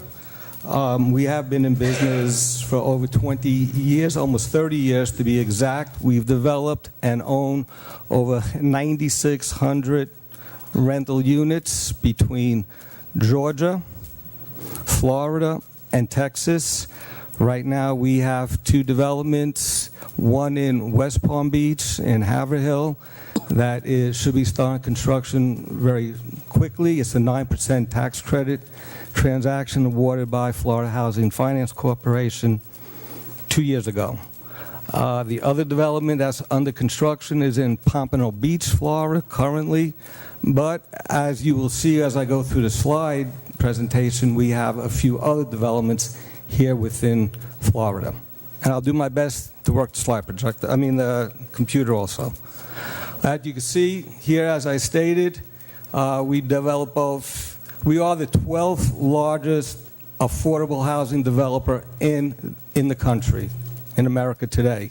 And as I previously stated, we have offices in Florida, Georgia, and Texas. We develop both family and senior properties. Although we reference market rate developments and mixed income, the majority of our portfolio is in affordable rental housing. And for those, I was on the original committee that helped create the Affordable Housing Tax Credit Program back in 1986. So I'm very familiar with the tax credit program. It's been part of my blood since 1986. You can see here, New Rock, we develop, we build, we manage, and we're a service provider. Here you see the residence at Ocean Breeze. This is a layout that we've had for 2 years, presenting it here. I will go through some of the particulars. We will have 100 units of one-bedroom, two-bedroom, and three-bedroom units. The rents will be for families earning 30% of the area median income, as well as 60% of the area median income. This is a requirement of Florida Housing Finance Corporation as far as the financing programs that we are trying to attract here. Go to the next slide.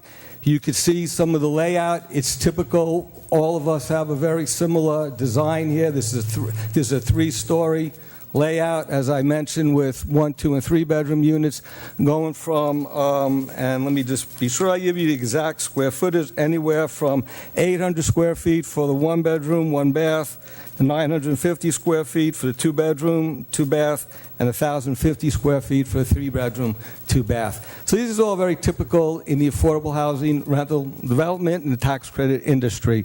You'll find very little difference with all of us. Maybe a metal roof. Definitely interior, we take a little pride in what we put in the interior, but that's similar to all of our tax credit developers, our friends in the industry. We have a special program. It's been an award winner with both, as well as Georgia, as well with other tax credit agencies throughout the country, particularly Texas. And it's a program that we've developed in Georgia.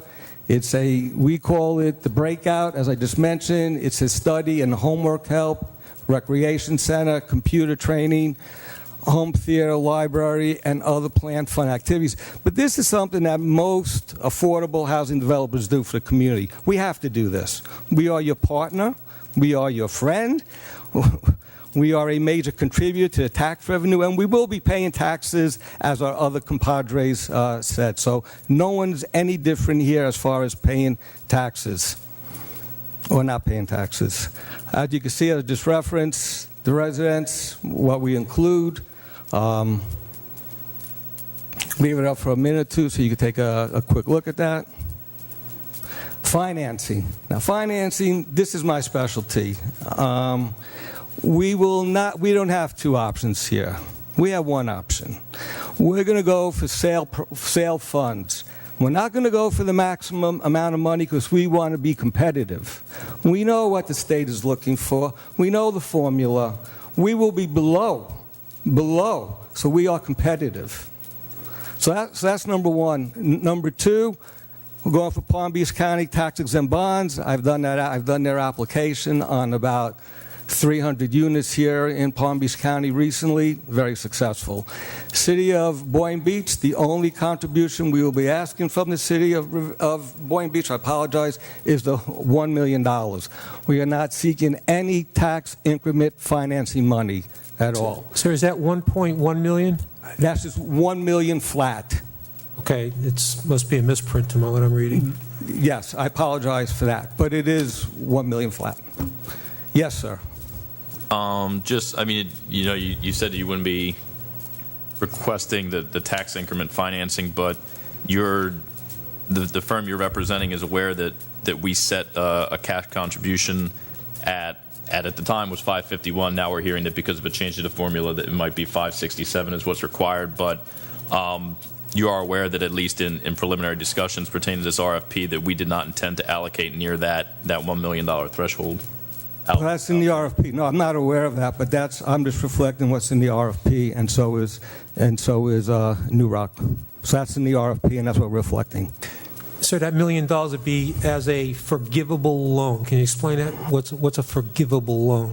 If we achieve the economic benefits, what we said we're going to do within our agreement with the CRA, and I'm not sure if the Boynton Beach gets involved the city commission, but I believe it's just the CRA, then whatever those terms are, those are terms that we are going to adhere to. So whatever the Boynton Beach CRA establishes as the repayment or whatever they are trying to do, recognizing that that $1 million must be a source second, cannot be a hard pay. So I just want to inform you, because of how the tax credit program works, how the sale program works, how Florida housing underwriters underwrite it, that $1 million can be a soft second, but it must be in second position, and it gets paid at the back end. If you're successful. If we're successful, if we win, just like anyone else, if we win our If you're not sale fund. successful, we get the $1 million back. Well, if we're not successful, you're not going to commit anything until we actually win the sale funds. I'm not worried about the local bonds. That's a perfunctory application. As far as the tax credits, with 4% bonds, you are automatically awarded the tax credits. All right, so our contribution to that $1 million doesn't have to be given until we know that we won. Yes, until we negotiate the agreement, etc. That might not have to come in for 2 years down the road. That's something we don't until we sit down with staff and negotiate. If I just want to add two other points, and then I'll leave it open, because I prefer a question and answer period. That's the best way. But there's some things, being in this industry for as long as I have, that it is critical. It is critical that we recognize today, as we are moving forward in the future, of what these developments. I'll never call them projects. You'll never hear that term from me. They are developments, and they are communities that we are creating. We are not creating projects. We are creating communities and a lifestyle. So part of this lifestyle is to look at the environment today. Because in 15 years, 20 years, and 50 years, this asset has to stay in this community. And it must be part of this community from both an architectural standpoint, but also from an environmental standpoint. So I propose, and we will do, two things that no one else has proffered to do. A, we will have a community garden, which at another lifetime I've done in a Lake Worth development, and you're more than happy to visit. It's on 6th Avenue. And secondly, we will create a very small solar component, very small solar area to see the future. If we can incorporate solar energy into affordable rental housing, in the long term, that will help the residents and help the community and help the property. We could sell back that solar energy. I'm not the expert in this, but I know that that's the future of where we are heading in. And this development, Ocean Breeze, if we are successful, we will incorporate solar energy in this development. And we will incorporate community garden. Sir, go right ahead. Thank you, sir. I'm going to stop you because, first of all, you said you're not creating a project. The three presenters before did not say they was creating a project either. I just want to state it for the record, okay? Okay. All right. Okay, I would at this point open up to questions that the members have. Okay, I just quick, I like the idea of solar, but what's this solar thing you're putting up or proposing to put up? We are proposing to have a look at the property, and we'll meet with our architect to have a little piece of that property, to have some solar energy devices. Hopefully, and believe me, this is my goal.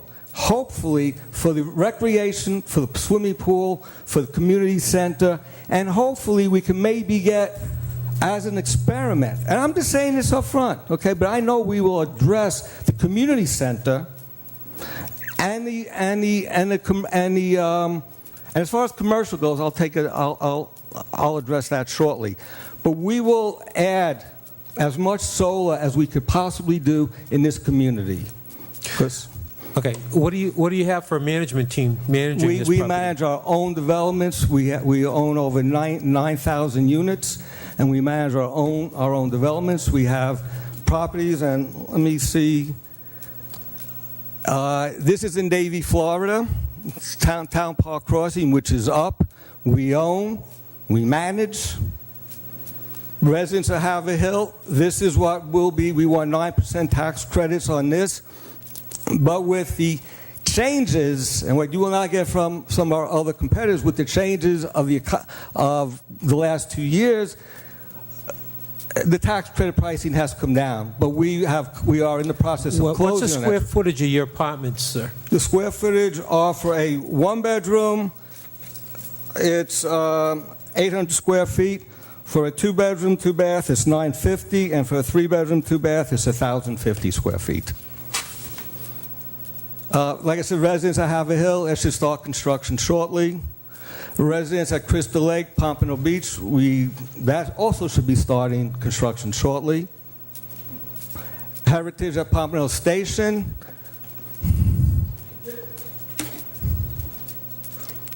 This is in Spring Hill, Florida. And here's again residents of Ocean Breeze. Our site plan is very similar to what others have proposed. My architect is not here, so I really don't want to get into the nitty-gritty of it because I might give you the misinformation, which I do not want to do. So what else are you bringing to the community other than a nice-looking project with possible solar? Okay. Well, we're also going to bring is a small business incubator. Now, I heard comments here about a 5,000 square foot this and this. We want to have a small business incubator to help the residents and help the community learn business techniques, business practices. There will be computers for the residents, but have a community, like a FedEx station, to have a where you could drop off, we can make copies, you don't have to pay for them. A business center that the community can use there, because I know in communities throughout what we're trying to do, a business center such as this for the residents is deeply needed. So that's one of the things that we will do. We will explore other type of commercial activities, but we're just not going to put something in there for the sake of putting something in there. But I know we will work on a business incubator community type center. Do you have your site plan without it being covered up? I don't, Commissioner. I'm the mayor. Mayor, I apologize. Yeah, It's my first meeting here with you, so I'm That's not familiar. Okay.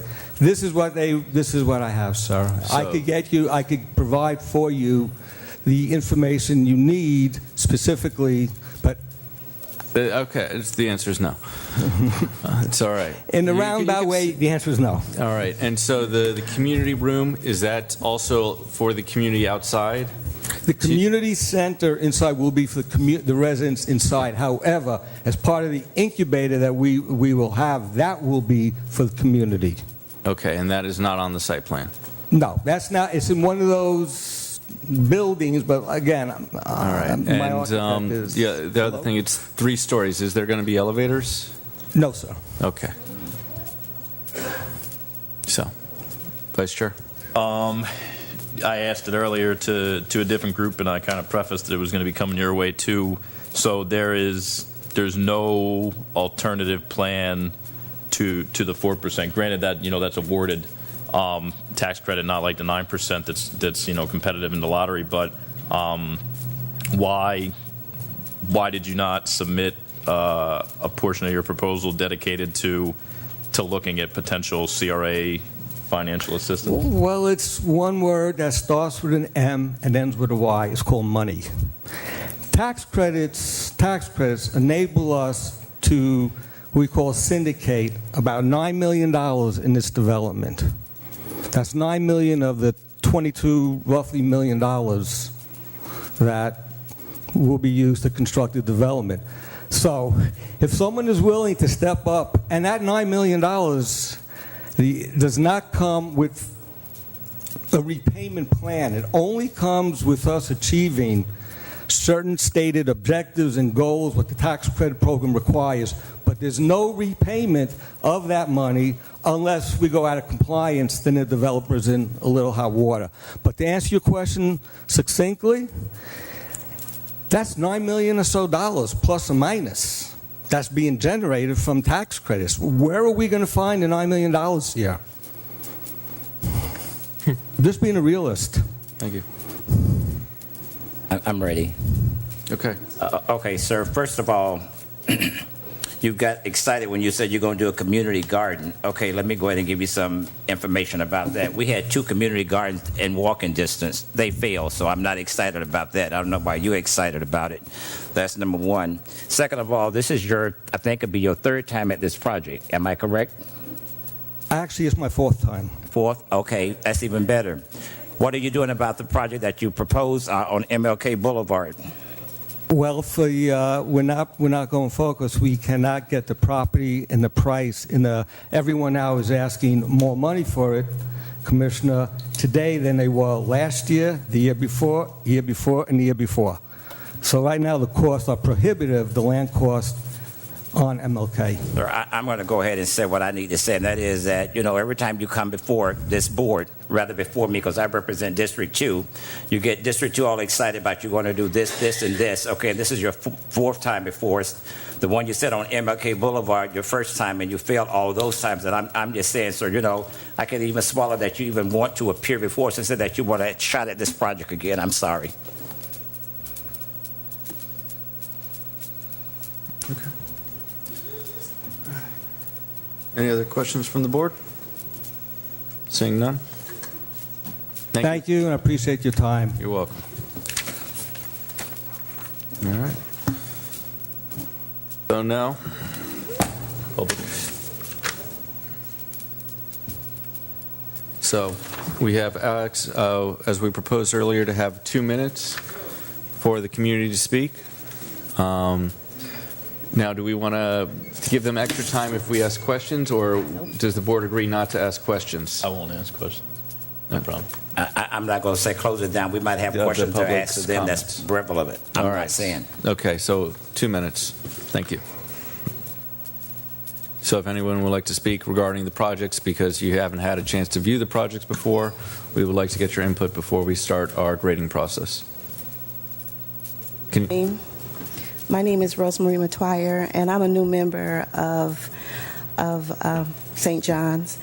And I joined St. John's because of their commitment to reaching out into the community. When I go to church, I see that the community is bleeding, and there is need for people to come out and begin to help stop the bleeding. And one of the things that I enjoy about and I'm passionate about the church is that they're already doing things.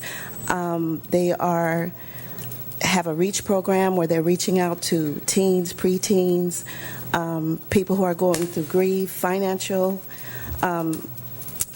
instability. Also, I'm a human resource professional. I do job placements. I've been in that industry for 30 years.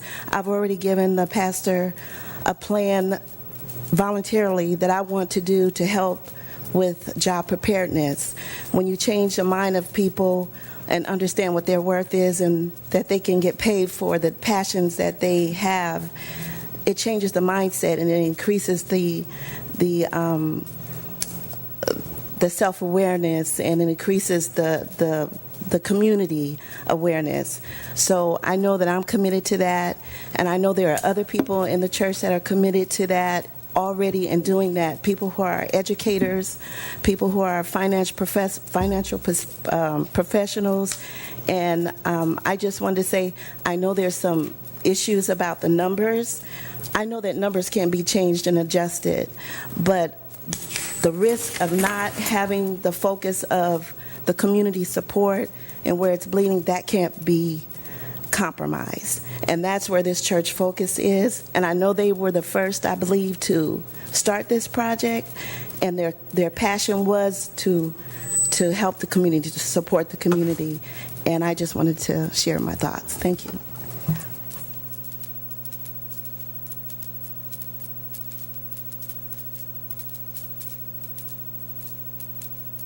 Good evening, Greg Murphy, 1400 Northwest 3rd Street.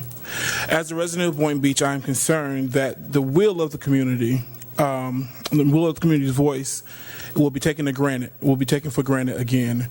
Roundstone and St. John proposal is a community-based proposal and builds wealth in the community and quality for years to come. As a resident, I was present at the CRA board meeting where you rejected the LOI that they submitted, that was submitted by Roundstone and St. John, which included the same option you would now penalize them for. In the RFP, and what I clearly heard from that board meeting was that all development teams must pursue the tax credit lottery for 12 months. What I understand that to say is that was if the development team was unsuccessful within that 12 months, then the CRA would then work with that developer to assist them in a financing option. What I heard tonight was that Roundstone and St. John followed your outline, go for the tax credits, and then if unsuccessful, be prepared to present an alternate proposal. In addition to that, they were the only proposal that presented a robust service to the community that was geared toward empowering the community in various aspects of health, education, social service, etc., and it was available to the entire community. And I think that's something that we should really take in consideration when making our decision. Thank you.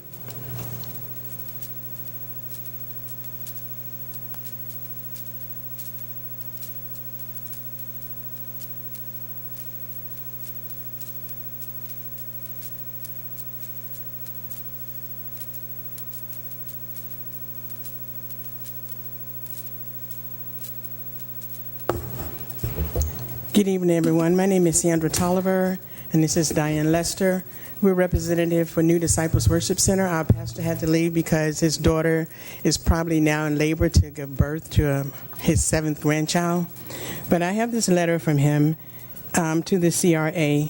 On behalf of Dr. Tommy and Pastor Darlene Brown, pastors of New Disciples Worship Center, and its members, we commend St. John Missionary Baptist Church Incorporated for desiring to build affordable housing on the property known as Ocean Breeze East.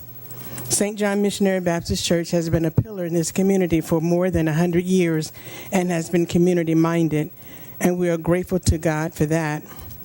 They are providing needs to our community through services such as food bank, a charter school, health fairs, and back-to-school drives for the residents and their children.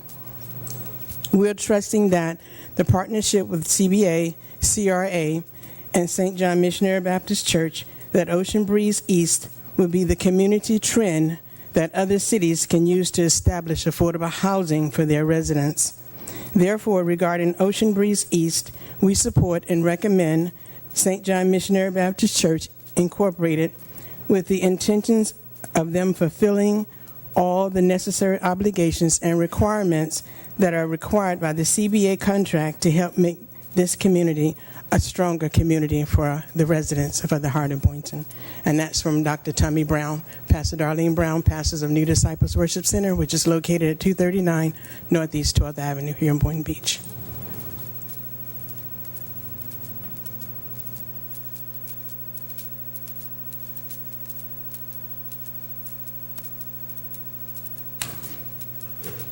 Good evening, everyone on the dais and in their respective persons, everyone out in the audience. I am Minister Bernard Wright, CEO and founder of Bernard Wright Ministries, Real Talk Radio, and the Robert E. Wells Foundation, and a historic character here in Boynton, and want to speak as a community advocate, and been speaking as a community advocate for about 5 consecutive years, having gotten some good and great things done here. Let me just say that on the dais, we have a commissioner here for our district, District 2, and I think that everyone should be in support of him if he is in support of the interests of the people. And the people's interest, as you will see, St. John is here, a historic entity, church here, and I am behind this project. It's a giant step of faith. It's a giant practical step for someone to do something. Boynton has been dead and in a graveyard for years. We are living in a prophetic spirit of a better Boynton today, and for it to be a better Boynton, we have to look at, if you having a community interest, let's see who do have a community interest. Who does? Any one of these developers have spoken with me or any of the other leaders leaders, people who have ground roots here in this city, who's here in this city patronizing the two community businesses that we do have. Who's here? I mean, we see who's here. The community is here. I mean, so I'm just asking you all to do the right thing. This city has been on a graveyard, this particular district, District 2, for too many years. It's about resurrection today. The heart of Boynton is good, but rebranding it, we're talking about resurrected Boynton, we're talking about life today. So let's just do the right thing, and let's give this project to the people that have stepped out, and that is the community. St. John Baptist Church. God bless y'all, and y'all have a great night.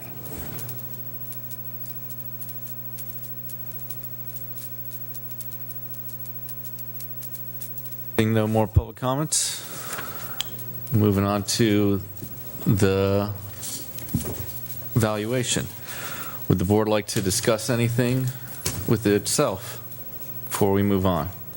Sure, I could offer up some comments. All right. Would you like to begin? Yeah, I think I'm going to kind of repeat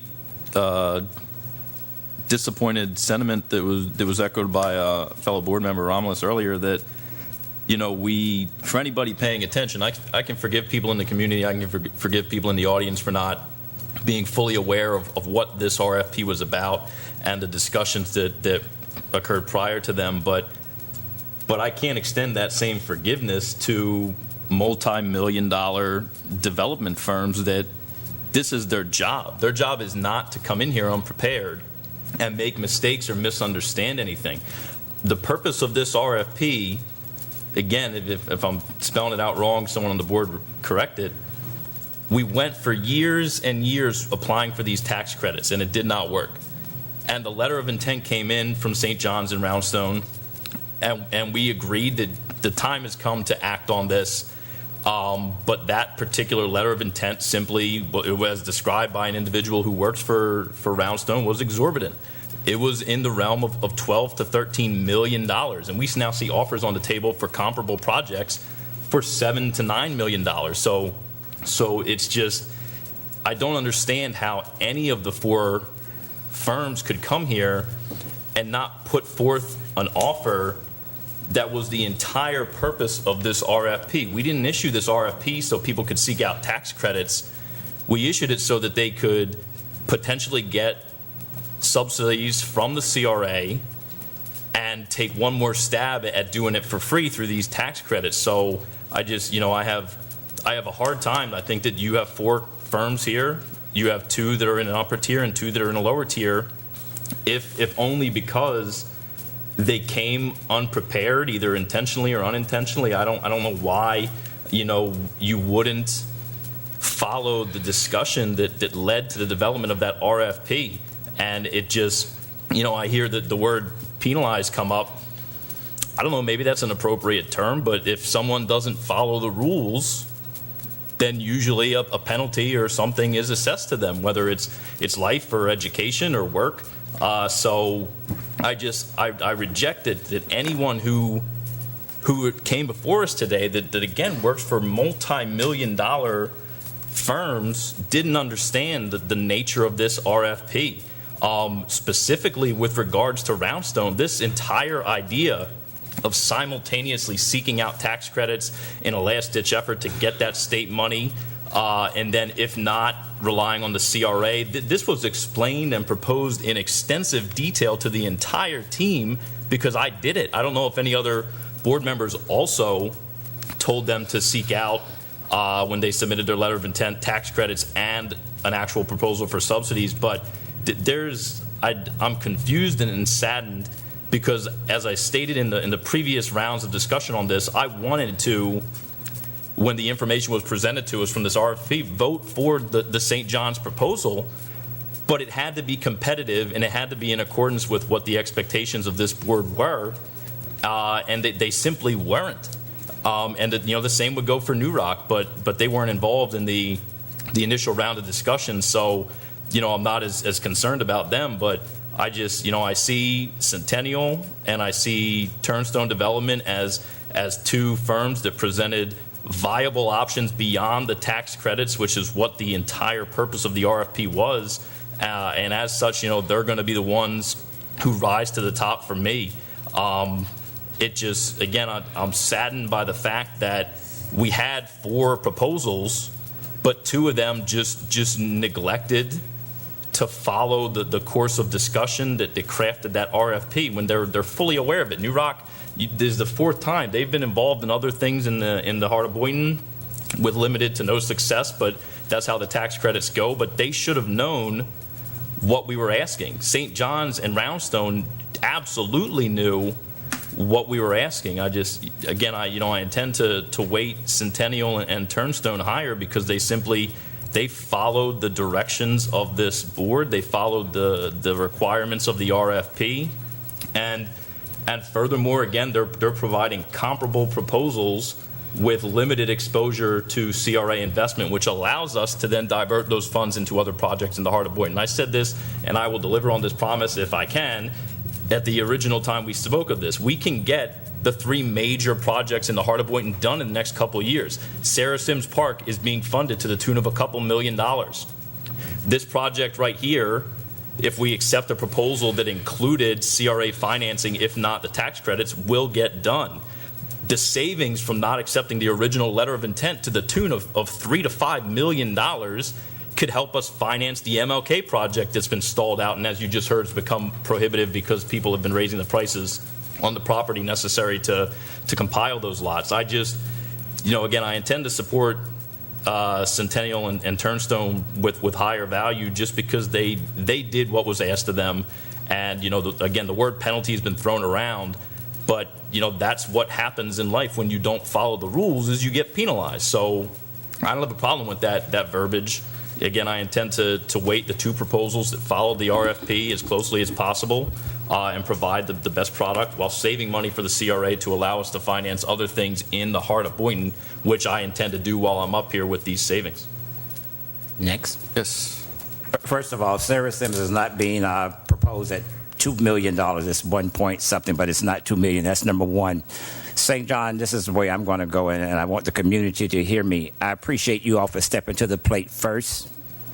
You're still at the plate, and nobody got concerned until you all said that y'all want to do something. Y'all got tired of looking at the same thing that I'm looking at. I'm not going to penalize you all. I'm going to give you all, number one, I don't care if they don't like it or not, because first of all, nobody got interested until you all said that this is what we're going to do. You live there, and you represent people that live there, and you know what is needed there. So, and I represent you all, so that's why I'm casting my vote tonight in favor of Roundstone. Thank you. So I actually walked by the property before I came here and spoke with the people that live across the street from it on Northeast 1st Street. And the first thing that the community wants is that it benefits the community. And so, just having the affordable housing doesn't benefit the community. There's definitely aspects about Turnstone, Roundstone, and Centennial that have shown that they're trying to improve the community, and based upon insurance, the pool and certain aspects of those facilities are not going to be available to the outside. However, they have the ability to change it, and they do want to have the retail aspect, and Roundstone definitely made sure that the community aspect was loud and clear. At the Florida League of Cities, I saw the Florida Housing Financing Corporation, that they offer a lot of different programs as well, as besides the low-income housing tax credits or the sale. They also offer multifamily mortgage revenue bonds, and that working with the Boynton Beach faith-based CDC was really great for me to see with Centennial. Because we plan on building single-family homes in the heart of Boynton Beach, hopefully in our cottage district, and with the land that the Palm Beach County Housing Authority has been sitting on. So using that as a leg up to get home ownership from the people that are living in these affordable homes, because what the community does not want is that people living in these affordable homes in perpetuity. I heard that it could last 50 years. It's not what the community wants. They don't want people to just stay there, and they want to improve themselves. Then the safety aspect of it, having the gated community definitely makes a difference. Having the 2 entrances that I saw, I think makes a difference, because looking at the road, you cannot take a left turn out of that entrance or on Northeast 7th Avenue. So there's definitely a lot of work to be done regarding this development. And one of the things that we would also have to realize as a board is that do we want, if whoever we decide tonight, do we want a further discussion with them similar to what we had with our town square so that we may be able to negotiate a better deal with the first development team, and if that first development team doesn't like it, we can go to the second highest ranking. And that's something that I'd like to hear with you guys if you want to, because we do have the opportunity of going in front of the advisory board with our highest ranking and see what they would say that they would want to see with this project and work a final negotiation in our September meeting. So it's not over yet, and I look forward to seeing everyone else's decision. And and thank you again for the developers who presented. Everyone did a great job, and it's up to you now. Commissioner Romulus, or Board Member Romulus? I'm going to start by reiterating what I said earlier, which is simply that I had high hopes this evening. I was really looking forward and really expecting to be impressed and wowed by one particular development group on this list, and I felt like that target was hit way below what I expected up here. And and I've even said it publicly that I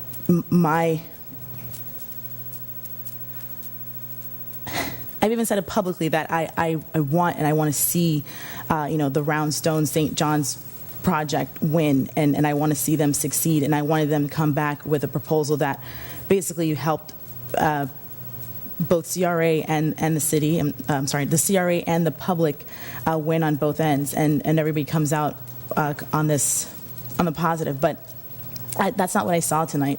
What I saw tonight was, I think I don't know if it was the developer was playing safe. I'm not really sure what happened, but if the entire intent of this RFP was to lay out all the cards and to basically give us every single possible option that you can to show us that you are capable and you are able to make this project be a success, where are those options and why were they not clearly stated and clearly demonstrated on this proposal? I believe that's what this whole RFP was for.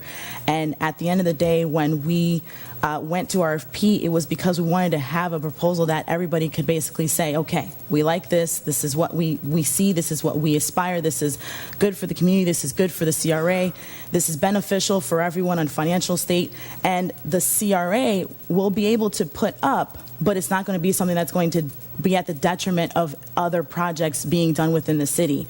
And I did not see that. And my issue with the Roundstone project is that you have the 9%, you have the 4%, but I think from the words of the representative speaking for the group, he mentioned that it wasn't what we were asking. We weren't asking for a non-competitive. I don't understand how that confusion happened. I don't understand where that came from, and the fact that if we do move forward with Roundstone and they don't get 9%, they don't get 4%, then what? Do we now start negotiating at that point? How do we not basically know in advance what it is that you're bringing to the table? And that's, again, what I bring up, which is the transparency issue. This whole process, it's always kind of, there always seems to be another hidden agenda or something kind of in the background that doesn't really seem to bode well and sit well, and that's all I feel like that I've been asking, is to just have complete transparency, show all the cards, let it all lay out, and let's work together to make this a successful project. And I was, again, highly disappointed that I didn't see that tonight. I was looking forward to seeing that tonight. I was looking forward to voting a certain way, and I'm sad that I can't in good conscience vote that way tonight, because I just don't feel like the work was done to display what was needed to have this board make a decision that is going to be beneficial for the long term, for the city, for the community, and that's my issue. So that being said, I feel that there are some other groups here that show that they have a commitment to the community. They show that they've been doing work in the community already. They're reaching out to individuals. They're committed to doing all the different things that other entities have said that they will do, which are educational and first-time home buyer initiatives and other different things. So all these things boast community involvement and community participation. So that being said, I feel that I'm comfortable moving forward with a particular developer here, and I'm saddened again that we couldn't see, or I couldn't see what I was looking for tonight from a particular group. Board Member Casella? Yeah, thank you, Board Chair. I'd just like to thank all the developers that showed up tonight and responded to our RFP. Obviously, there was, as board members of the CRA, it's our responsibility with tax dollars to get the biggest bang for our buck and to provide for the community what the community is asking for. And I think there was a couple of presenters tonight that they touched all the dots for me. They did. There was a few there that were really weak. When you start using the word informal partners, and we're talking a project of this scope, I take a step back from that. I can understand Board Member McCrae's understand his position. He's a member of the church, a clerk of the church, but I don't think that the reasoning of entitlement should go along with this. No one's entitled to anything. We've got to do what's good for the whole community, for the whole city of Boynton Beach here. And I think every one of us up here agrees that affordable housing is like #1 issue on our plate right now. And I think a couple of presenters tonight presented some real viable projects that will be a success and serve the community and serve them in all the needs that they had asked for. So I have my favorite, and I guess we'll have to vote on it. Here, let me go ahead and make a statement. Since it was stated that I'm the clerk of the church, sir, that has nothing to do with my vote. And I want to state it for the record. I represent District 2. Please make it stated again that I represent District 2. I'm voting for the betterment of that community. I lived there for 64 years. I know what makes us move. Okay, thank you. Not the church, sir. Thank you. Mr. McCrae, you represent the whole city of Boynton Beach. You just happen to come from District 2. Record states what I said. Thank you. All right. Anything more for the record? Seeing none. Board Chair, if I may. Yes, you may. So before you is a suggested process from your staff to evaluate these proposals. If the board desires to use that staff, I would request that you make a motion stating that, and also making clear whether you intend to rely on the results of that in awarding the proposal. In other words, there should be a motion officially declaring who the successful proposer is if you move forth, and so whether you do that now or at the end, there should be one. I think we did with the agenda is that we are going to rank it, and we'll take a recess, and we'll let you count what the ranking is, and then we can move forward with awarding the ranking system. Then we will talk about the discussion what will be next with the award, whether we want to have them go in front of the CRA board and ask them have any questions with them, and then make a final negotiation with this board about what will happen in September.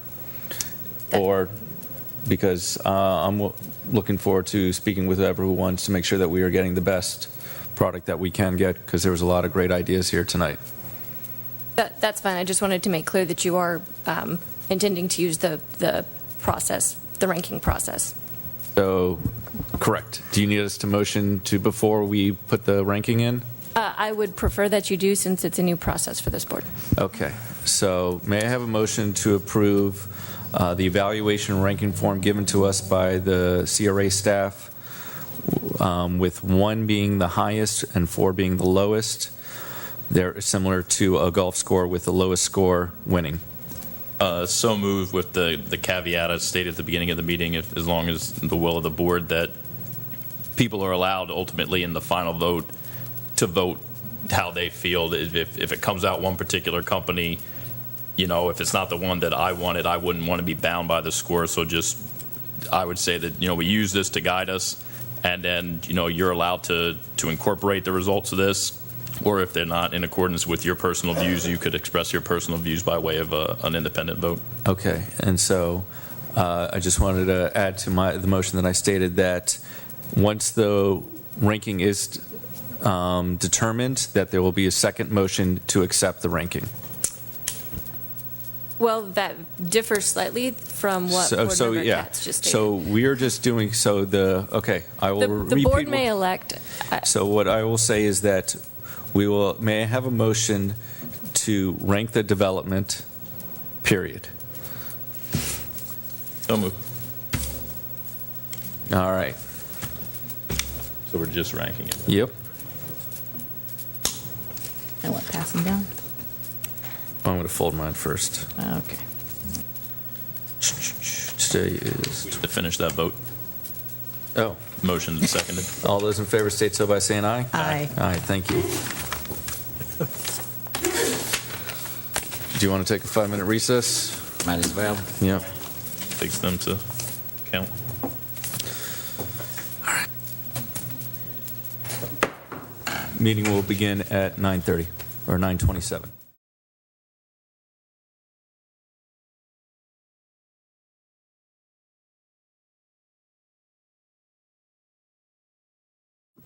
We will now reconvene. Okay, from highest to lowest, with 20 points is Ocean Breeze Housing Partners, LP. With 12 points, Turnstone Development Corporation. With 11 points, Roundstone Development, LLC. And with 7 points, Centennial Management Corporation. May I have a motion to accept the rankings? So moved. Please, Second. please restate the rankings from, I guess, who was from winner down. Thank you. Thank you. I'm trying to say lowest. With the lowest amount of points at 7 points, Centennial Management Corporation. With the second lowest amount of points, Roundstone Development, LLC. With the third lowest amount of points, Turnstone Development Corporation. And with the most points, Ocean Breeze Housing Partners, LP. I have a motion to approve. So moved. Second. All those in favor state so by saying aye. Aye. All right. All those opposed, nay. Okay. The rankings have been approved 4-1. With regards to your question earlier, I have no problem recommending review of the Centennial proposal by the CRA board to give input or reflections to us before we enter into negotiations and kind of lay out. Okay, so before we choose which option we want to go with? Well, no, I believe we just voted to accept Centennial's. I'm just saying that prior to it coming back to us in the future. No. They gave us 4 options. So we're not, I don't, the 9%, the 4%, the 800,000 or for the purchasing. So that's kind of what I want to give to the CRA board. Oh, for them to give a recommendation on which avenue? Yes. Okay. And, have the Centennial speak to them, and so that we have a better idea of what's going, the timeline that Centennial wants to move forward, and that we can approve almost negotiations. And, I'd like to start. Yes. Chair, I think it's clear based on this discussion that you just had, but to be clear, the vote to accept the rankings was the vote to move forward with Centennial, correct? Correct. And that way staff can start negotiations with Centennial, and that we would like Centennial to come in front of the CRA board for the 4 different options that they gave us, and that we will have almost final discussions at our September meeting to move forward. When's the deadline for the application of these tax credits? I believe it's in, You have to come up to the board, I'm sorry, the podium. Thanks, Paul.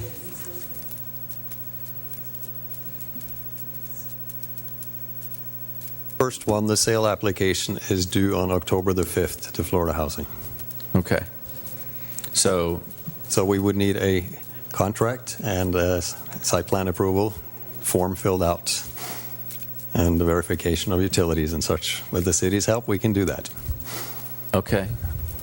What I'm understanding, I don't believe we have time to go to the CRAB and then come back to us. I think we just need to move forward into negotiations. Is that what I'm understanding? Attorney, please clarify. No. The Or next Mike crab Simon board is, clarify? there will be a crab board on September 6th. Okay. So we could begin discussion with Centennial staff if so directed, just on preliminary information. It could be presented to the crab board next week and then brought to you the week after at your September 12th meeting. Well, clarify for me, what are we going to the CRAB board for? Because I thought these 4 options, I think it's really just we're going to the tax credits in the first place anyway, and then with those failing, we would then move forward to the non-competitive. Is that not what I'm understanding that we're doing? My thinking is that if we get the 4% sale, that means we cannot get the 9%, or we cannot apply for the 9%? Don't we apply for both concurrently? No, the timeline is such that we would have to accept the sale if we are awarded it. Right. So that's kind of So you're saying we would, you want us to either choose whether we go for 4 for sale or for 9? Correct. I could definitively state that I would want to see them go for the 9, and if that failed, then the opportunity for the 4 next year, or the opportunity for CRA financing in this year, are the options on the table, in my opinion. I would echo that sentiment simply because I believe the 9% gives us more funding, correct? Correct. Okay. Thank you. Okay, I got a nod. And so we do have consensus that we will have I guess we'll move forward with the 9%, and then we will discuss the non-competitive bids after the closing of the 9%. Is that okay with the discussion with the board right now? Yeah. The 9% application opens in December, is that what I'm understanding? It's due early December. It's due in December, yes. Okay. Is there any desire on the board's part to move forward with the first option, which was acquisition by Centennial during the process by which they're going through the applications, or non-competitive, or is that off the table? I'd like to have the CRAB board review that. Okay. Because we have till December, and so we can make a decision a little bit later on. Also, we're looking at site plan for the 9%, and then I guess it's a little bit different if it's for the non-competitive option, if I'm not mistaken, because... And if they don't get the 9%, you may decide to let them go have a shot at the 4% the following October, and they may actually decide to own it at that point too. So, very good. Chair? Yes. I like to ask the question. The question is that I'd like to know, when will these scores be able for the public to see who voted for what, since it's public record now? When will these be available? I mean, public records requests, they can go to the CRA, I guess, tomorrow, and the timeline with that. Otherwise, it will be in the minutes like all other public records. Okay, I'm going to say it this way then. I think if anybody want to know how we vote, I think you ought to go to the CRA and request a copy of who voted for what. Okay, I can say it like that. That's good. Public records. Thank you. Okay, so I just want to get a little bit more clarification. Are we still okay with Centennial speaking to our CRAB board about the 3 other options? If we're going for 9%, we've got time. Yeah. And then come back, I guess, in September to help finalize negotiations with what we want to see moving forward. Great. Thank you. Thank you very much. All right, you're welcome. We're not done with the agenda yet. Just one more item. So our next item is discussion and consideration of the CRA Advisory Board attendance at the 2017 Florida Redevelopment Conference. Yes, Board Chair and board members, this item is being brought before you because of our approved budget allows for funding for travel to the annual conference of the Florida Redevelopment Association, which is the CRA's professional organization statewide.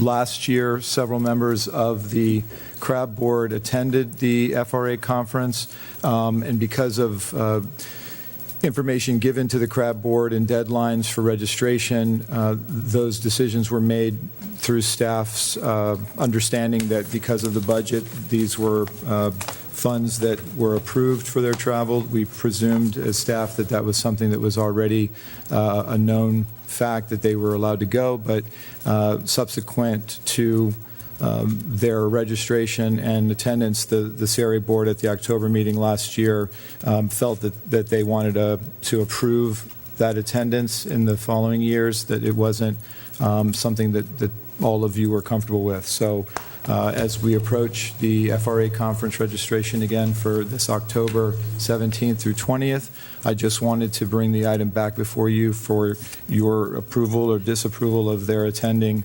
and we would either go forward with registration on their behalf or we would just not. So that's why the item's being brought. Michael, is there anything legal or illegal that we're doing by sending non-elected members to this? None that the CRA legal feel is in jeopardy, and certainly not as staff. There are members all over the state of advisory board members and even elected officials that aren't part of the board that go for their own education. So it's really a board decision of funding, whether you support their attendance for the benefits of the conference and learning and exchanging ideas, or whether it's something that you just want to limit to this board as an option. You can even do a hybrid where if you wanted members that didn't go last year, there are a few that didn't go last year that could go this year, so you're not repeating multiple years of attendance. It's really, I think from a legal perspective, it's totally in your purview. If it furthers the plan and the education of the board and you so support it, then I think that's all legal feels is necessary. I agree with that. I would add the caveat that just to be ultra safe, maybe do a notice that the board members are going, whoever they are. Just a public notice, because they may talk to each other. Okay, very good. Here, before we open it up to the public, I question this as well. And the reason I question this was because for all city boards that we have in the city, this is the only board that we're spending citizens' funds like to send them to a conference, and I'm just saying we don't do it for any other boards. Then I got a ruling from our legal saying that it was okay. So as long as that they know what they're doing, I'm just saying hopefully we are doing the right thing. My thought process is that paying for the registration and the hotel is one thing. However, the travel expenses of the mileage and the meals, I'm kind of against doing that. And so that's kind of where I'm at, is that I'm not okay with just, paying for the traveling up to Orlando and the meals associated with going to this conference. I don't think that they should get that sort of benefit. But I do think that it is a learning aspect, and maybe it's something that the city will look into, that the chair people of the certain advisory boards, if there is a conference, that they can receive reimbursements for the Travel and lodging. Travel and registration, yeah. Or lodging and registration. So you want to it'd be okay to pay for the registration and lodging, however, the meals and the travel expenses, that I don't think we should be paying for their meals gas. and travels is different. Yeah. Okay. And is there any other comments from the board before I open it up to public? I'll make my comment after the public. Okay. Good Yes. evening, David Katz, 67 Midwood Lane. I was here a little bit less than a year ago objecting to this allocation. You have the minutes from that meeting. I'm not going to read them, but I'm just going to extrapolate from them that now Vice Chair Katz was questionable about the expense last year. Mr. Casello agreed with his comments. And as far as I can read, Mayor Grant was curious about the responsibility to the taxpayers. Also, Commissioner Romulus, she stated that believes that an education in the conference would yield a better product. As the chair of the P&D board, if we get a new member, I call that member before they're on the board, welcome them, and I suggest that they meet with staff. Go see Mike Rumpf, go see Andrew Mack, and sit with them and ask all the questions they feel they should ask. You have an assistant director, you have a director who are very knowledgeable and well paid that could provide workshops if they were to go to this conference to the advisory board and not go through the expense of $1,200 a member to send them up there. It could be as much as $8,400 because there's 7 members, and let them come back and inform the advisory board of what's going on up there.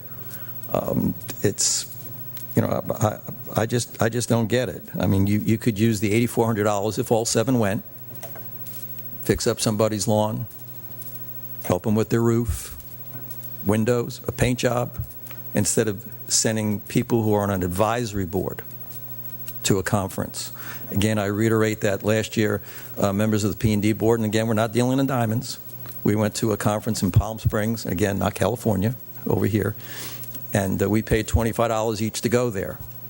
And we didn't get reimbursed, and we shouldn't get reimbursed. I don't feel we're an advisory board. We're doing this out of the generous of our time. The backup for the previous item was not provided to the public because it was explained to me from staff that it was against the Florida statute. I'm not a legal eagle, but I think that the statute 163 is pretty specific on where the CRA tax money can be spent.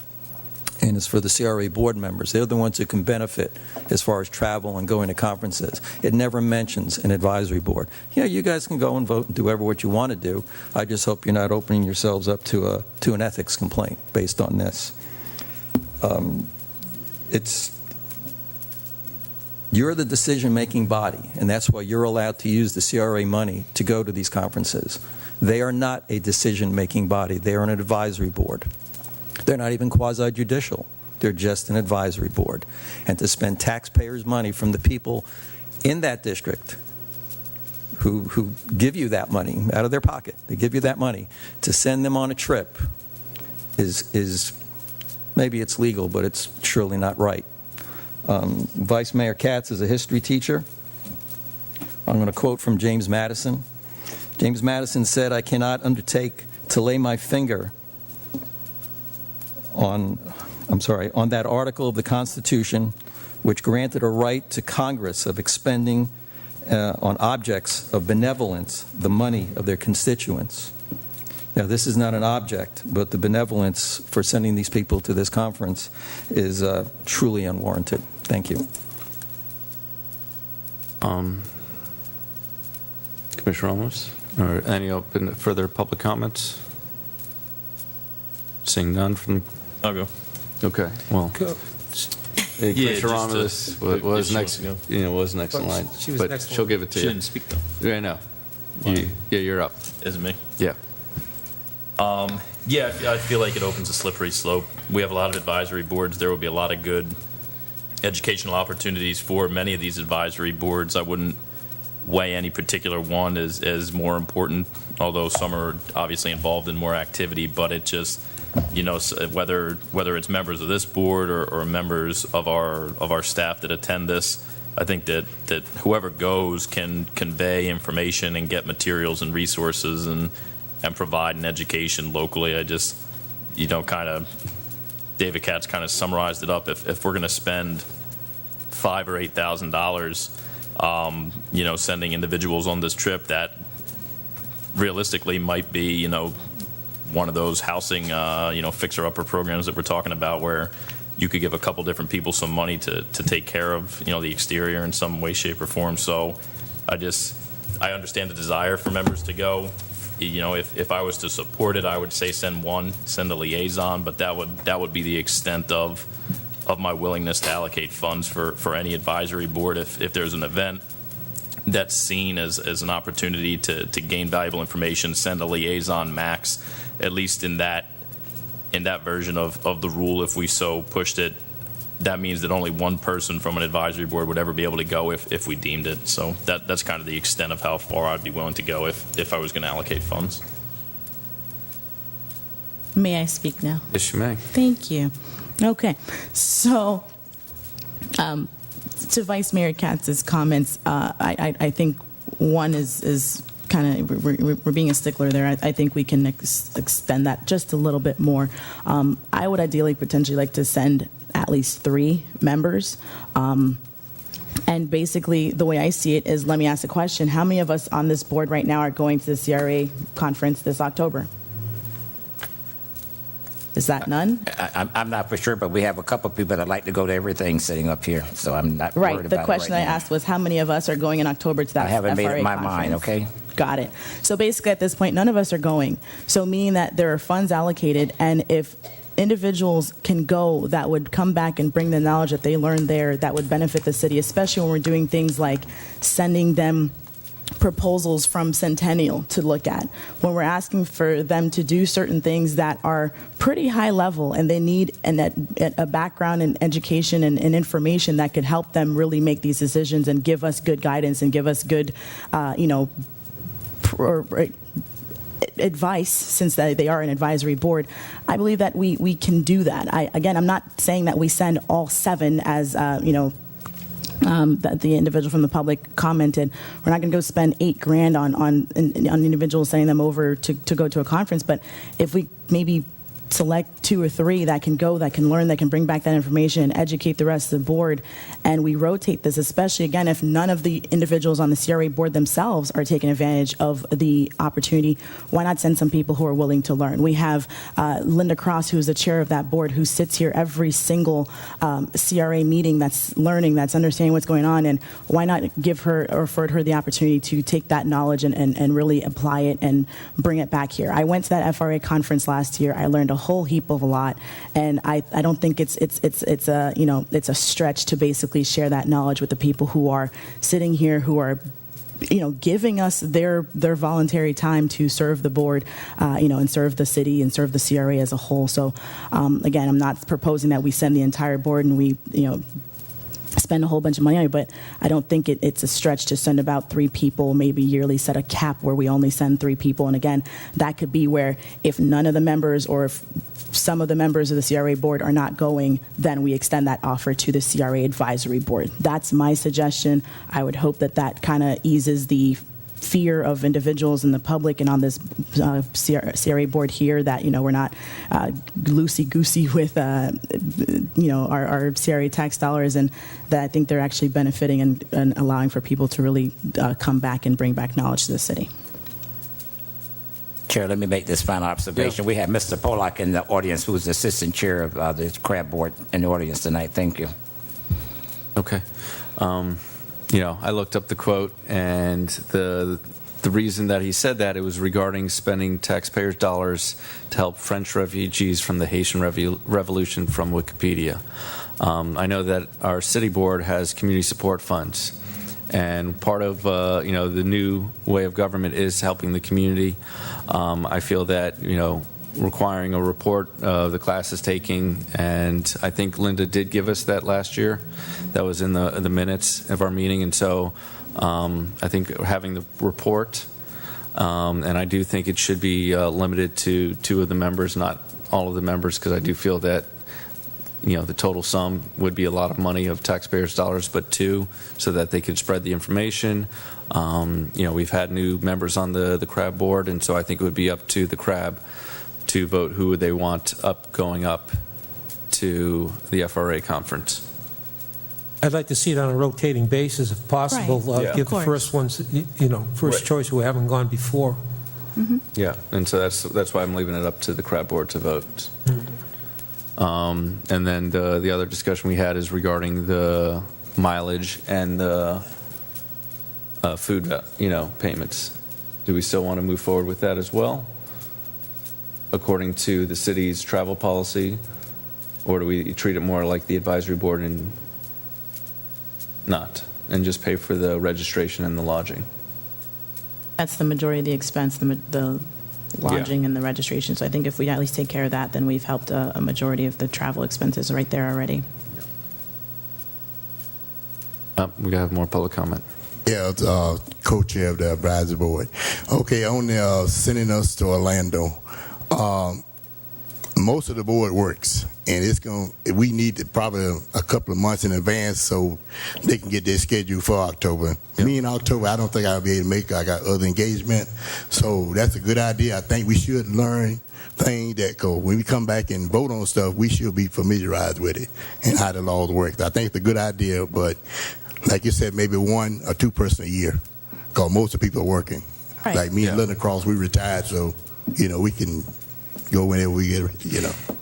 Okay. So it's a good idea. Yeah, no problem. Compromising, go 2. Okay. And the second compromise is the limiting it to hotel, lodging, and registration. I have no problem with if there's a set amount for the entire endeavor, if it's 1,200 or 1,000, whatever. It's based upon the mileage from City Hall to there. Yeah, it'd be the IRS. Yeah, 53 and plus I think it's like 10, 12, and 25 for the meals. I mean, I would say if the estimated cost is 1,200, that however they want to spend the 1,200 on flights, cars, hotel room, meals associated with their time there, whatever's the amount that would seem to cover a fair amount of it. Okay. I'm not concerned with how they elect to spend it. If they want to stay in a cheap hotel and spend a little more on food, that's their. I guess it's at a specific hotel, probably. Right. We would reimburse them from the hotel. We don't give them a flat fee. Here, I like to say, since this is a slippery slope, Yeah. I'm not in favor of it. Okay. I'm in favor for the registration and the lodging, not necessarily the mileage or the meals, because it is the advisory board. Commissioner, do you have a opinion? I said it already. Okay, can you repeat it? Yeah. I think she wants to send 3 people. I'm good with the registration and lodging. That's Yeah, fine. registration, lodging, send 2, maybe 3. I'm fine with 3. Okay, so. But let them go. All right. Let them And go so learn. Michael, do you need a motion for what was discussed or? Yes, please. Okay. Yeah, we'll need a motion. So the 3, I have the motion to allow 2 members of the CRAB board upon nomination and acceptance of the CRAB advisory board with funding allowed for the lodging and registration. So we're making this a permanent standing rule now? So we don't have to come back next year. Okay, good. I will make that motion. I'll second it. All those in favor state so by saying aye. Aye. All those opposed? Nay. All right, motion passes 4-1. Thank you, Board. You're welcome. Any further items to discuss? Seeing none, may I have a motion to adjourn? So moved. Second. Meeting is adjourned. Thank you again.